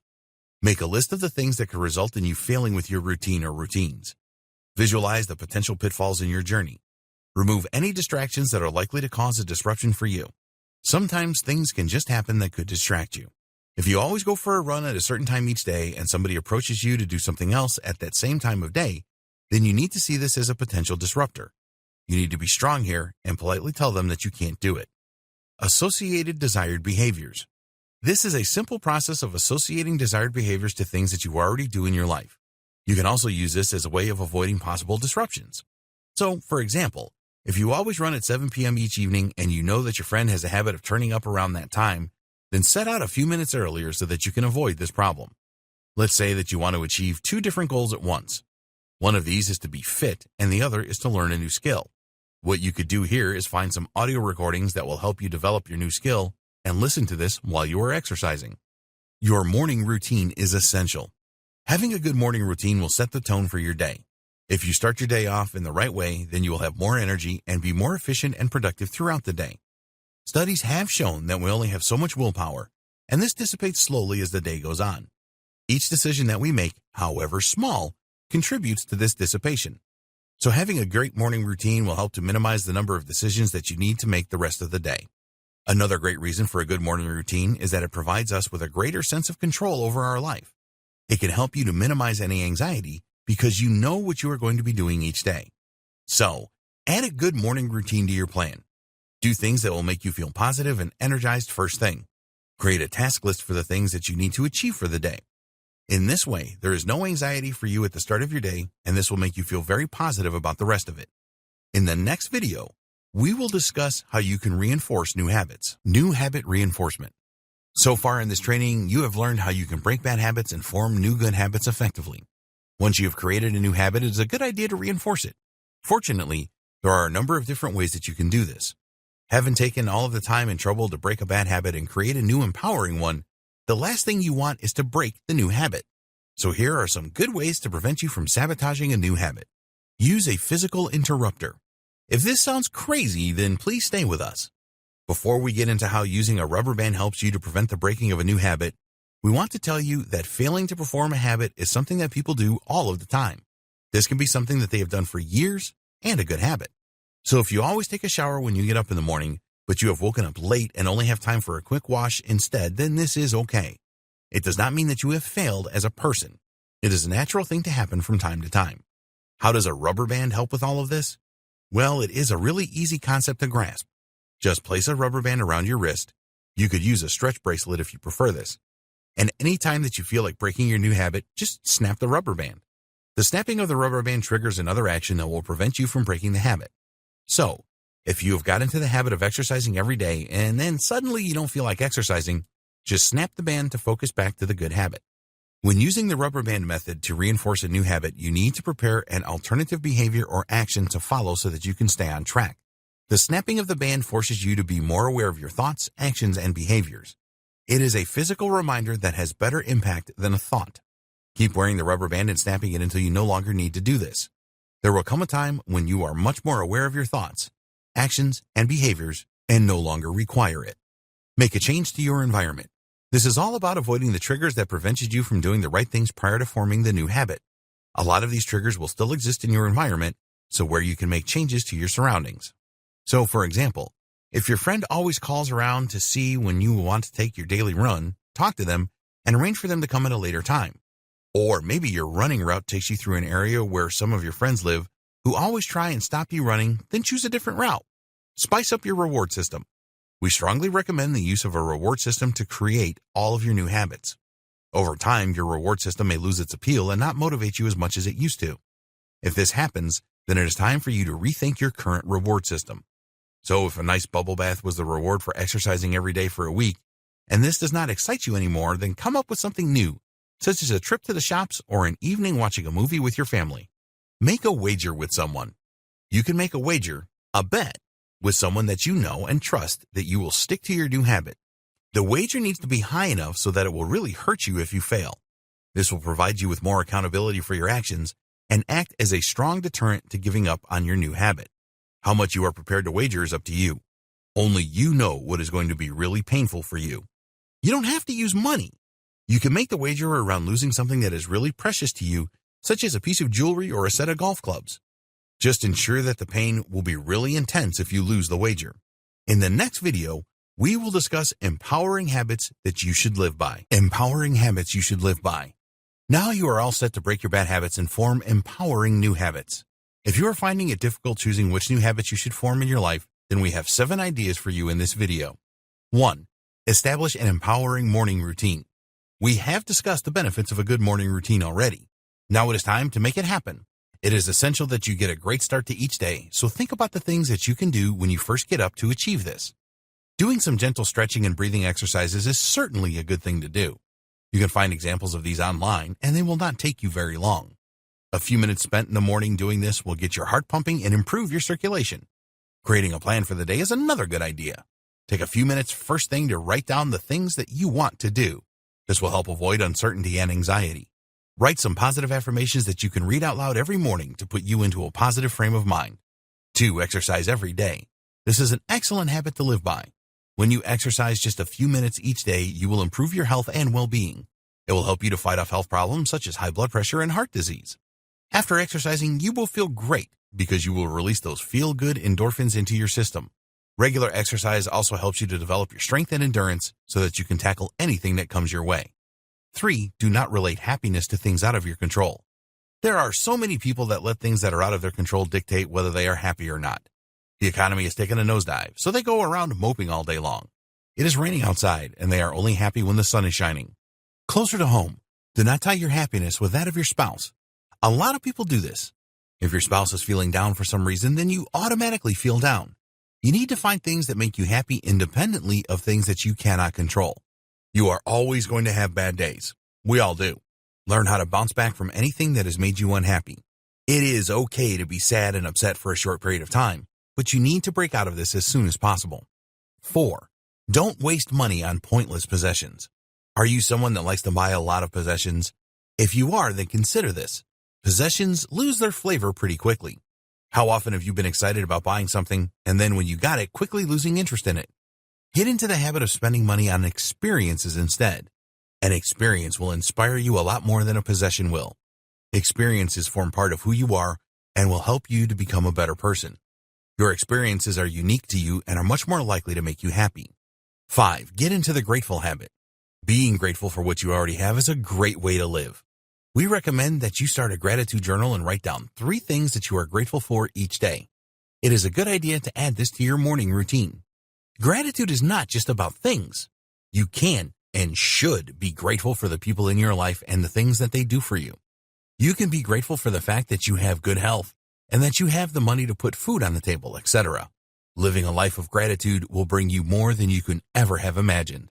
6. Be spontaneous. This may surprise you as habit formation is all about routines and consistency, but don't ignore an itch to do something now and again. Spontaneity is good for you now and again and helps to make life interesting. Find happiness in surprises that you experience. 7. Live by a budget. Are you in control of your money? Most people are not. A great habit to develop is a budgeting one. Look at all of your expenditures and cut out what isn't necessary. Then create a budget around your essential outgoings, your financial plans for the future, and your fun money. Essential outgoings will include things like the electric and gas bills, telephone bills, internet access, groceries, car payments, and so on. Determine a percentage of your income to save every month for your future. Work out what is left for fun money or flexible spending. If this is not enough, then look at ways to increase your income. In the last video, we will look at the best practices for breaking bad habits and forming new ones. Conclusion. We have worked hard to bring you everything that you need to break your bad habits and form new empowering habits in your life. Please do not just go through this training and then do nothing. Take the time to identify your bad habits. Decide on good new habits and make these important changes in your life.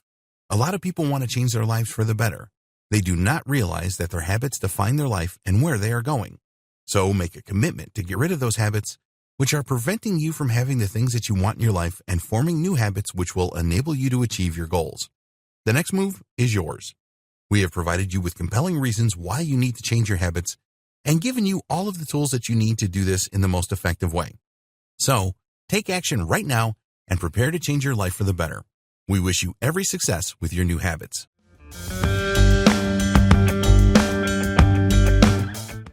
Okay, Habits 101. Habits are extremely powerful and we all have them. For instance, we all have the order we get dressed in the morning. Do you put your socks on before or after your pants? Do you brush your teeth before or after you're fully dressed? These and many other habits create your daily life and your daily routine. Your day is just a collection of various habits created for different reasons and at different times. So what are habits? Well, habits are a huge part of our life, but what exactly are they? Everyone always talks about habits and certain habits you need to break, but rarely is what they are discussed. Habits are essentially thought patterns that are used in behavior often over time. They are used so often in thought or behavior that they become automatic reactions to certain stimuli.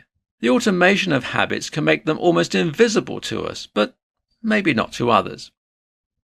4 top tips for breaking old habits. You know what they say about old habits? Old habits die hard.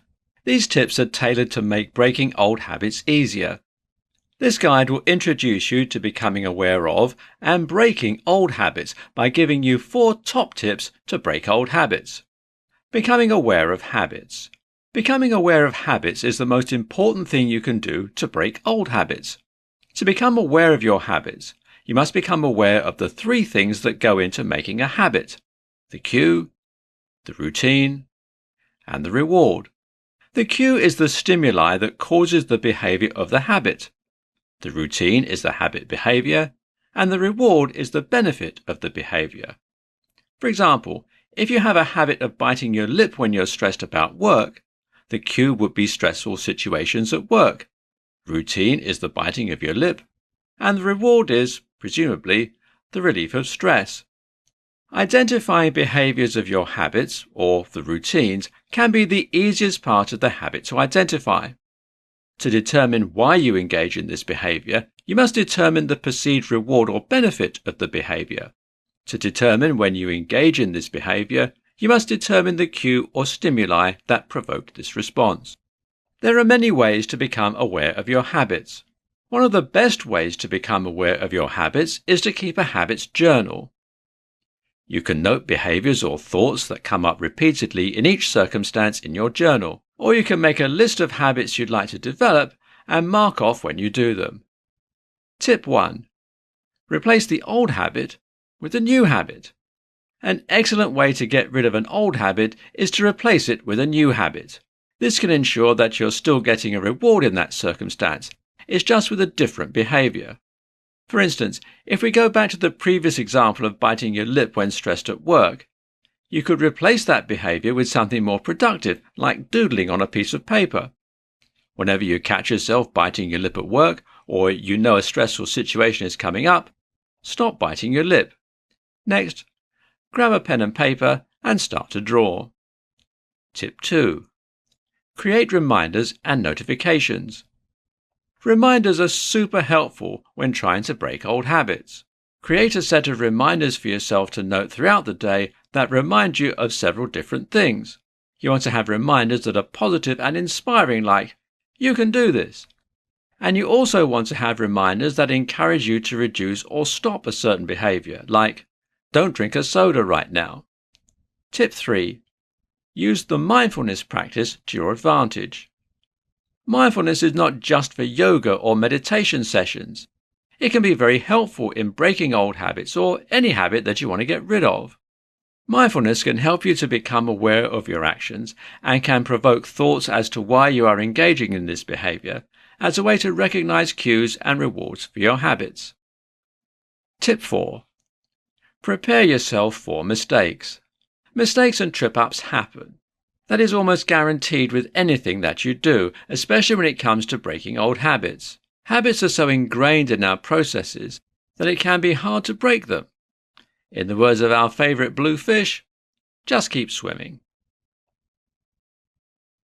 5 habits to break ASAP. There are some things that life is just better without. Bad habits are one of them. This tutorial is meant to help you become aware of 5 bad habits that you need to break as soon as possible. These habits are meant to be ones that you will strive to avoid. The habits are numbered 1 to 5, growing more difficult as the number increases. None of these may come easily, and you may get discouraged, but keep up the work on breaking these bad habits, and you will reap the rewards that come from new, healthier habits. Okay, habit number 1. Saying yes to everything you get offered or invited to do. Saying yes is not always a bad habit, but when it becomes your go-to answer for everything, you may need to replace this habit. When you say yes to everything, you can have the tendency to overbook yourself and end up with conflicts. These conflicts can lead to strained relationships with others as you're constantly changing around your schedule to make room for everything that you've agreed to do. Saying yes to everything also takes away from the time you could be spending doing the things that you want to do. Personal time and free time are important. Spending time with those closest to you and by yourself can help you recharge your social battery and can provide some much needed downtime. Habit number 2. not including self-care into your routine. Self-care is super important. Many of us take it for granted, but factoring in little aspects of self-care throughout your day can make a huge difference. Nutrition and hydration are forms of self-care. Making sure you eat 3 nutritious meals or an equivalent number of snacks a day, and making sure that you get your 8 cups of water a day are some basic but beneficial forms of self-care. Meditation and mindfulness practices can be great forms of self-care. These activities can help you become more aware and intuitive about yourself and your actions. This awareness and intuition can help you notice and change your daily habits. Lastly, doing something for yourself every day can be empowering and an act of self-care. Whether it's eating a treat for dessert, reading some of your favorite books, or watching a certain movie or a show. Make time to do something for yourself every day. Habit 3. Snoozing your alarm too much. Sleep is extremely important both for self-care and as a habit. Snoozing your alarm clock too much is not a good habit to have. It can make you more tired and have bad health repercussions. Snoozing your alarm too much will not put you back into a deep enough sleep to be effective, and the jolting awake each time the alarm goes off can raise your heart rate and your blood pressure. Habit 4. Having a beer or glass of wine after every stressful day at work. Drinking beer and wine is not inherently bad, it's just how you choose to do so. Having beer or wine after every stressful day at work can lead to a dependence on alcohol to relieve stress. This may cause you to drink higher quantities of alcohol to relieve even more stress, which can lead to health problems. Habit 5. Smoking and vaping.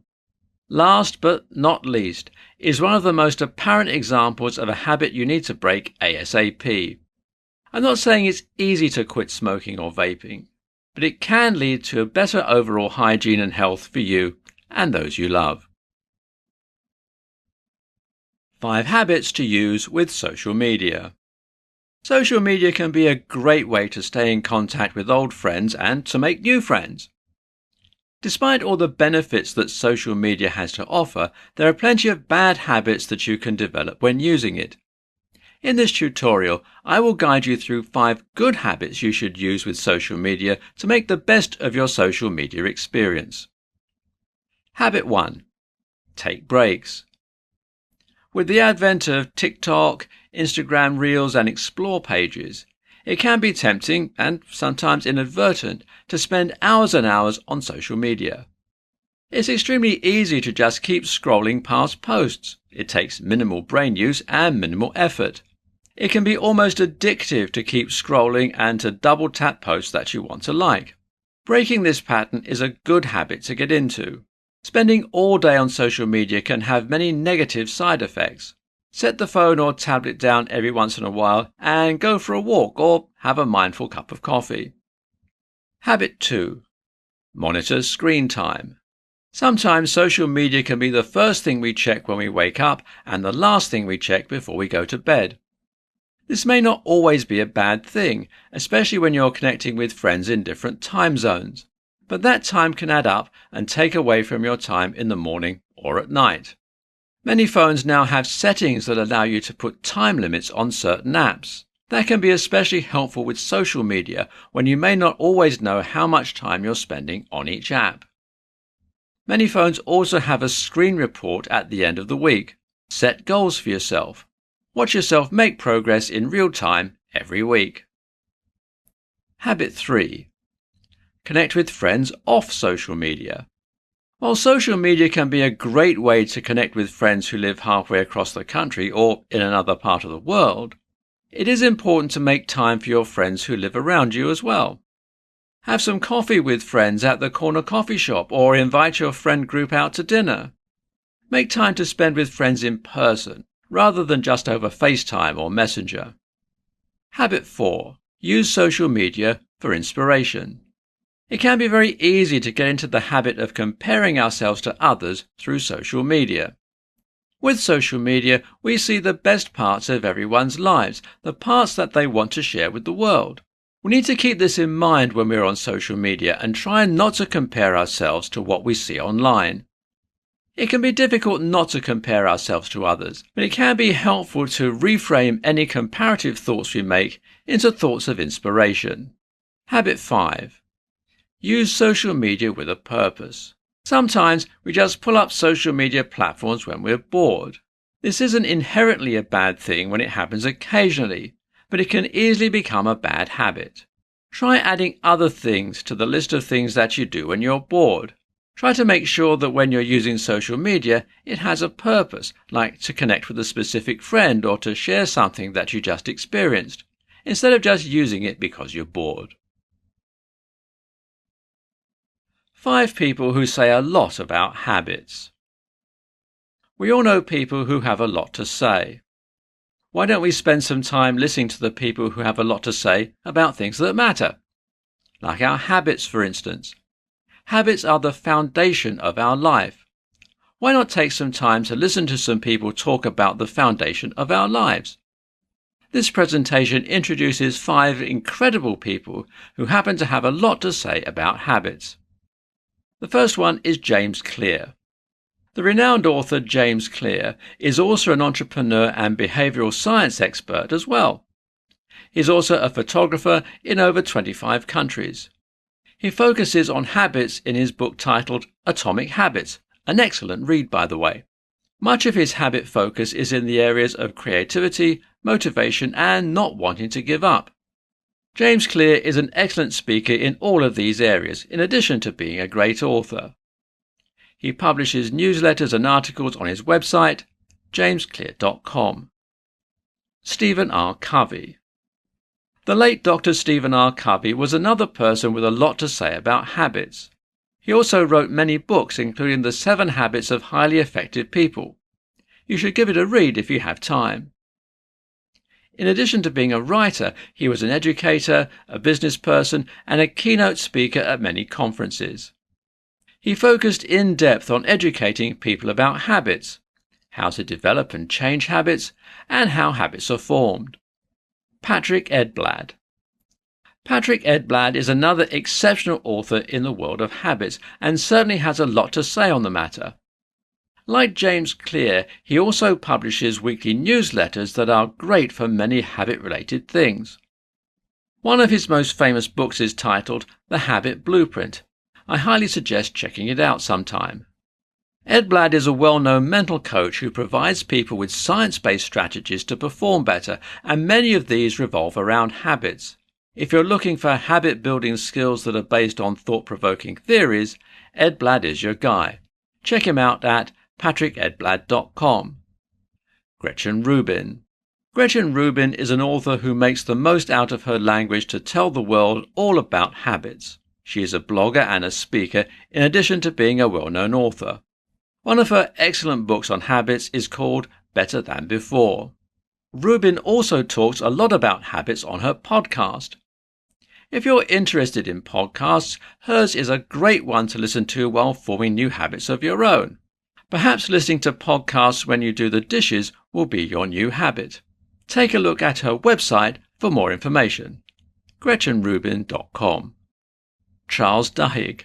This last author on our list, Charles Duhigg, has so much to say about habits it has won him a Pulitzer Prize. Duhigg is an author and journalist for the New Yorker magazine and previously worked at the New York Times. Duhigg focuses a lot on habits and productivity. A lot of his work has to do with the world of business. If you're looking to build better habits on the job, check out Duhigg at charlesduhigg.com. 10 habits to improve your life one day at a time. How do you win a race? One foot in front of the other. How do you win at life? One day after another. You can harness the power of habits one day at a time to improve many different aspects of your life. This presentation will walk you through 10 different habits that you can add into your daily routine that will help you improve your life. Habit number 1. Brush your teeth immediately after you wake up. This may seem like a silly habit. However, brushing your teeth immediately after you wake up is a great habit to get into. It prevents you from forgetting to brush your teeth and is an easy time to remember when setting up the habit. Habit 2. Turn out the light when leaving the room. This habit can make you more environmentally friendly. Whenever you leave a room, turning out the light can save energy and be more sustainable for the environment. It can also save you money on utilities. Habit 3. Do a core workout before you go to sleep. Just like brushing your teeth when you wake up, the timing of doing a core workout before you go to sleep makes it easy to remember when setting up the habit. Doing a light workout before going to bed can make it easier to relax and go to sleep. Habit 4. Limit checking your phone while working. Limiting the amount that you check your phone while working can be a good habit to increase productivity. Many phones now can be put on Do Not Disturb or Work mode to help reinforce the need to check your phone less. Habit 5. Drink a glass of water every hour. Hydration is important to many different aspects of your life. Drinking a glass of water every hour that you're awake will ensure that you get the right amount of hydration. Habit 6. Eating breakfast. Eating breakfast is a good habit to get into. It ensures that you have energy for the day, and it can help you better sustain energy throughout the day. A healthy breakfast with the right amount of protein is best. Habit 7. Practice meditation before beginning to work. Practicing meditation is an excellent habit to get into, and doing it before work can help increase productivity. Allowing your brain to unfocus for a bit can help it get into the focused mindset necessary for peak productivity. Habit 8. Make time for friends and family every day. It can be easy to get caught up in work or school and forget to make time for friends and family. Not only is it a great break from work and other parts of your daily routine, but it can also mean a lot to your friends and family that you're spending time with them. Habit 9. Self-affirmations in the mirror before you leave in the morning. Self-affirmations are not just for children. Everyone can benefit from self-affirmations. This is a quick aspect of self-care that you can integrate into your daily routine and can help interrupt negative thought patterns. And finally, habit 10. Track your habits. Tracking your habits can be the key to success. The more goals you set for habit forming, the more important it is to track those habits. Keep a journal and mark off if or when you've done each habit. Best 5 books about habit building.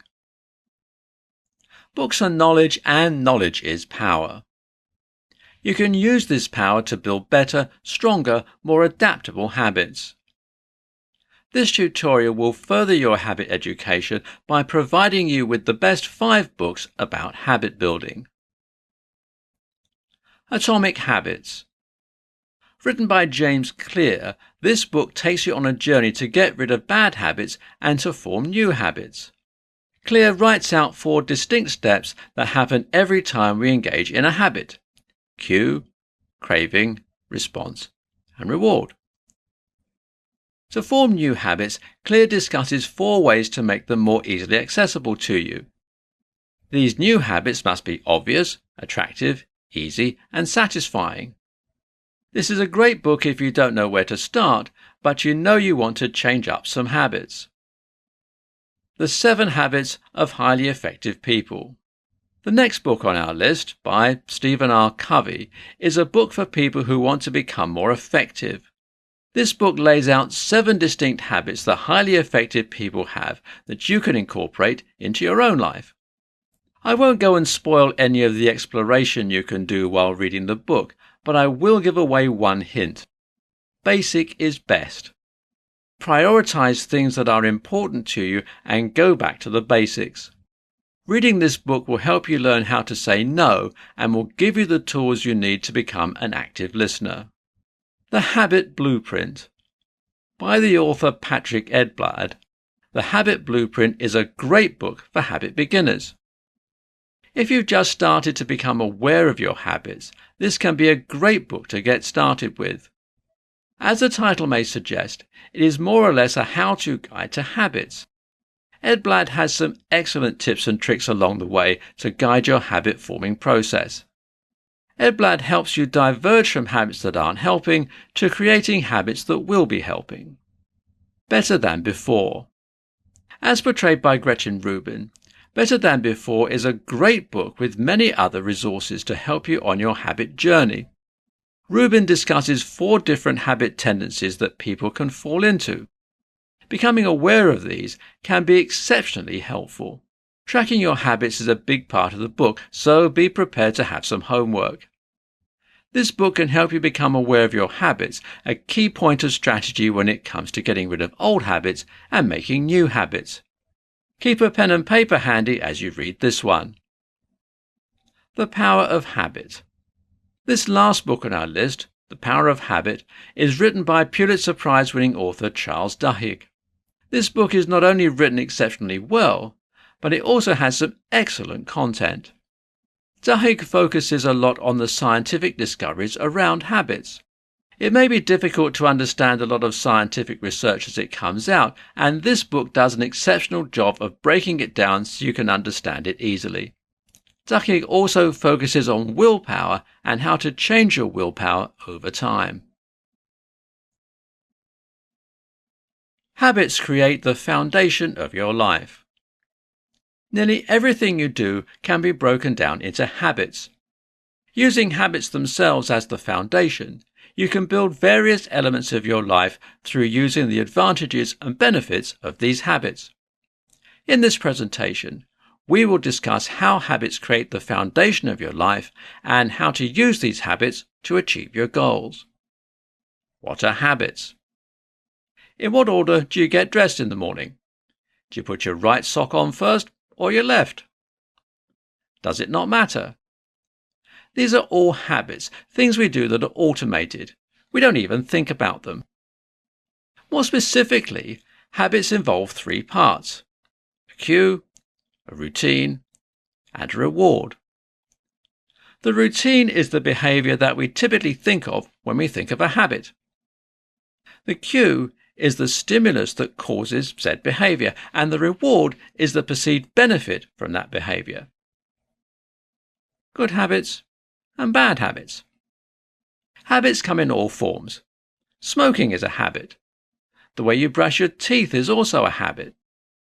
We typically break down all of these habits into good habits and bad habits. Good habits are habits that have a positive routine and a positive perceived reward. For instance, eating a nutritious breakfast is a positive behavior, and the reward you receive from eating a nutritious breakfast is beneficial. Bad habits are habits that have either a routine or a reward with negative consequences. Smoking, for example, is a bad habit. Despite the perceived reward of relieving stress or promoting a relaxing feeling, the long-term consequences are not beneficial. Building to achieve your goals. You can build on this foundation to achieve your goals by first becoming aware of the habits that you currently engage in. Because we typically don't notice this behavior ourselves, it can be helpful to bring in friends or family members to help you recognize different behaviors or habits that you've picked up. For you personally, it can be helpful to keep a habit notebook. This notebook is where you write down habits that are pointed out to you or habits that you yourself notice. You may even get into the habit of using this notebook to record other habits you have. Once you begin to become aware of your habits, it'll be easier to introduce new habits to achieve your goals. Begin writing down some goals that you have and some ways that you could achieve them. Maybe start with little things that you could add into your everyday life, like drinking a certain amount of water every day or getting up and doing some exercise in the morning. With these activities, you'll want to substitute them in place of already formed bad habits or just habits that you want to change. For instance, let's say you always spend 20 minutes in the morning on social media and you think that going for a run would be a better use of your time. Change that habit. You can build better habits to achieve your goals. It'll take some time because some habits are so ingrained in our daily life, but you can do it. When you put in the work, you'll see the rewards. Good luck. How habits impact your quality of life. From your sleep patterns to your choice of food, habits can greatly impact your quality of life. There are many different aspects of life that are drastically impacted by the habits we have unintentionally created. Both good and bad habits can impact your quality of life. In this presentation, I will discuss how habits impact your quality of life and what you can do about it. A brief overview of habits. A habit, in simple form, is just a repetitive thought or behavior that is pretty much automated in nature. We may not even notice that we're doing it. What we consider to be habits are made up of three distinct parts: the cue, the routine, and the reward. The cue is the stimulus that causes the habit's behavior. The routine is the behavior of the habit, and the reward is the perceived benefit of the behavior. These three aspects are combined to form a habit. Good habits. Good habits are habits whose routine and the reward are both things that will benefit you. Sometimes rewards can be hard to observe because they're delayed. This is also known as latent rewards. But even delayed rewards can be categorized as beneficial or not beneficial. Some examples of good habits are regularly drinking an appropriate amount of water every day and regularly eating a balanced diet. These are some of the more obvious examples of good habits because the health benefits of both have been very carefully studied and the negative consequences of not doing them are noticeable. Some habits benefit you, but you may not be able to see any distinct rewards right away. For instance, saving for retirement can be challenging, especially as a young adult. There's no immediate reward for that, but down the line you'll receive the reward of a greater amount of savings. There are also habits that may seem to have beneficial rewards, but in reality, the negative long-term reward outweighs the short-term benefit. For example, smoking and vaping can seem to relieve stress in the short term. However, the long-term negative health impacts distinctly outweigh the brief stress relief in the moment. Bad habits. Bad habits are habits whose either routine or reward brings about negative consequences. Some examples of bad habits include smoking and vaping, drinking alcohol or soda in excess, and not eating a healthy diet. Bad habits like these have more obvious negative consequences than other bad habits. There are some ambiguous habits too, but more often than not you'll be able to categorize them properly. So, what can you do about your habits? Well, first, examine your current habits. You can engage friends to help point out the habits that you have, that you've become so accustomed to that you no longer even recognize.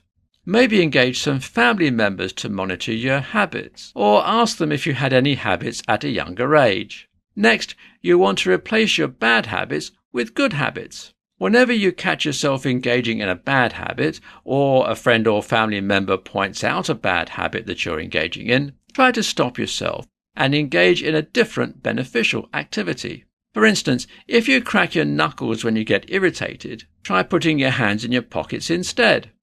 Over time, you'll change the behavior of the habit completely. Habits can be extremely powerful, but you have to use them to benefit you. Make new habits fun with these 4 tips. Apparently, you can't teach an old dog new tricks. You can, however, make new habits fun. In this guide, you'll find 4 tips to make new habits fun, so you'll never want to miss a beat. Tip 1. Start small. Starting small is one of the biggest ways to make new habits fun and an enjoyable experience. You want to start small to give yourself more manageable tasks so that you can build up to the big stuff. Small habits could be to switch out a glass of water for every other soda that you drink if your goal is to drink less soda. You want to break up your goals into smaller pieces and add in small habits to replace habits that you want to get rid of. Tip 2. Start with things you enjoy. Begin with the habits that you're putting in to enjoy your life. This could be adding in a new exercise routine if you like to work out, or it could be writing a novel instead of spending as much time on TikTok. Whatever your goals are, Be sure to add in some habits that are things you enjoy. That is an important aspect of self-care, as well as a way to make building new habits a fun experience. Tip 3. Invite friends to do it with you. Making habits fun can be done by making habits social. You can invite your friends to change their habits too, or you can invite your friends to do certain activities with you. This can make your new habits more fun and can also be a motivating factor. If your friends are interested in changing their habits too, look for new habits they can start that are fun. Maybe you can incorporate some of them into your routine so that you can do them together. You might even get a new habit that way. Tip 4. Reward yourself. You're doing a great job, even just getting started. Don't forget to reward yourself for the hard work that you're putting in. Just because you haven't completely reached your goal yet doesn't mean you aren't working hard. Rewards can take all sorts of forms. Maybe you have a little extra dessert on a weeknight, or maybe you read one of your favorite books. Perhaps you spend a little extra time golfing on the weekend, or maybe you take a half day on a Friday. Whatever a reward is to you, go for it. Final thoughts. Creating habits can be a difficult experience, but don't let that discourage you. There are always ways to learn new habits. You can substitute these new habits for bad habits or just things that you want to change. The more you become aware of your habits, the more you can substitute these old, bad or boring habits for new, good and fun habits. These new habits can bring many benefits with them. Make the most out of your habits. Habits are the foundation of life and can be extremely important in shaping who we are and what we do. Try to use your habits to your advantage. The power of habits. We all do things that we don't necessarily think about or even recognize that we do. These are our habits. These habits, so ingrained into our routine and daily life, are almost inescapable. In this tutorial, I'm going to discuss what habits are and why they have so much power. Okay, Habits 101. Habits are extremely powerful and we all have them. For instance, we all have the order we get dressed in the morning. Do you put your socks on before or after your pants? Do you brush your teeth before or after you're fully dressed? These and many other habits create your daily life and your daily routine. Your day is just a collection of various habits created for different reasons and at different times. Understanding what habits are, how they're formed and how you can change them are at the core of harnessing the power of habits. So what are habits? Well, habits are a huge part of our life, but what exactly are they? Everyone always talks about habits and certain habits you need to break, but rarely is what they are discussed.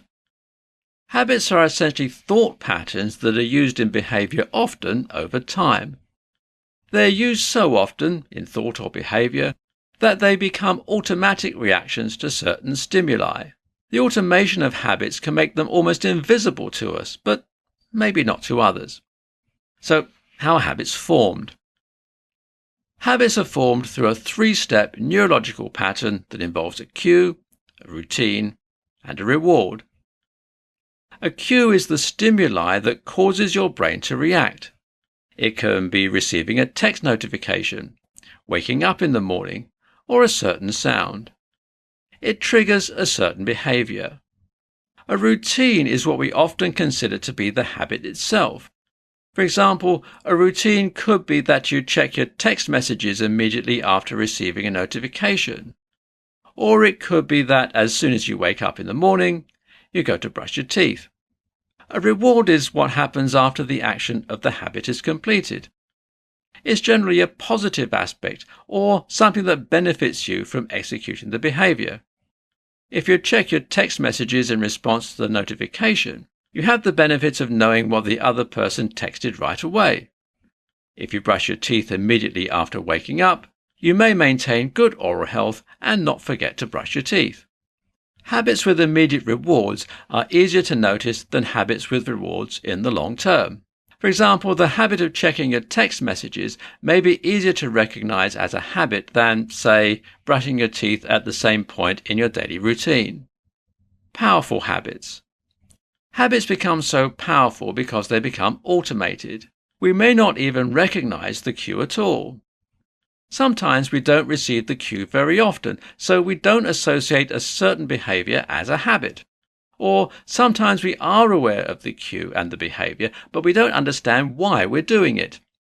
All these things are important to address when harnessing the power of habits. If you want to use the power of habits to improve your life, you need to become aware of the cues, routines, and rewards of your daily life. Try keeping a journal of different things that you notice. You'll not become aware of all your habits overnight, but it's always a good exercise to keep track of what tasks have become automated in your life.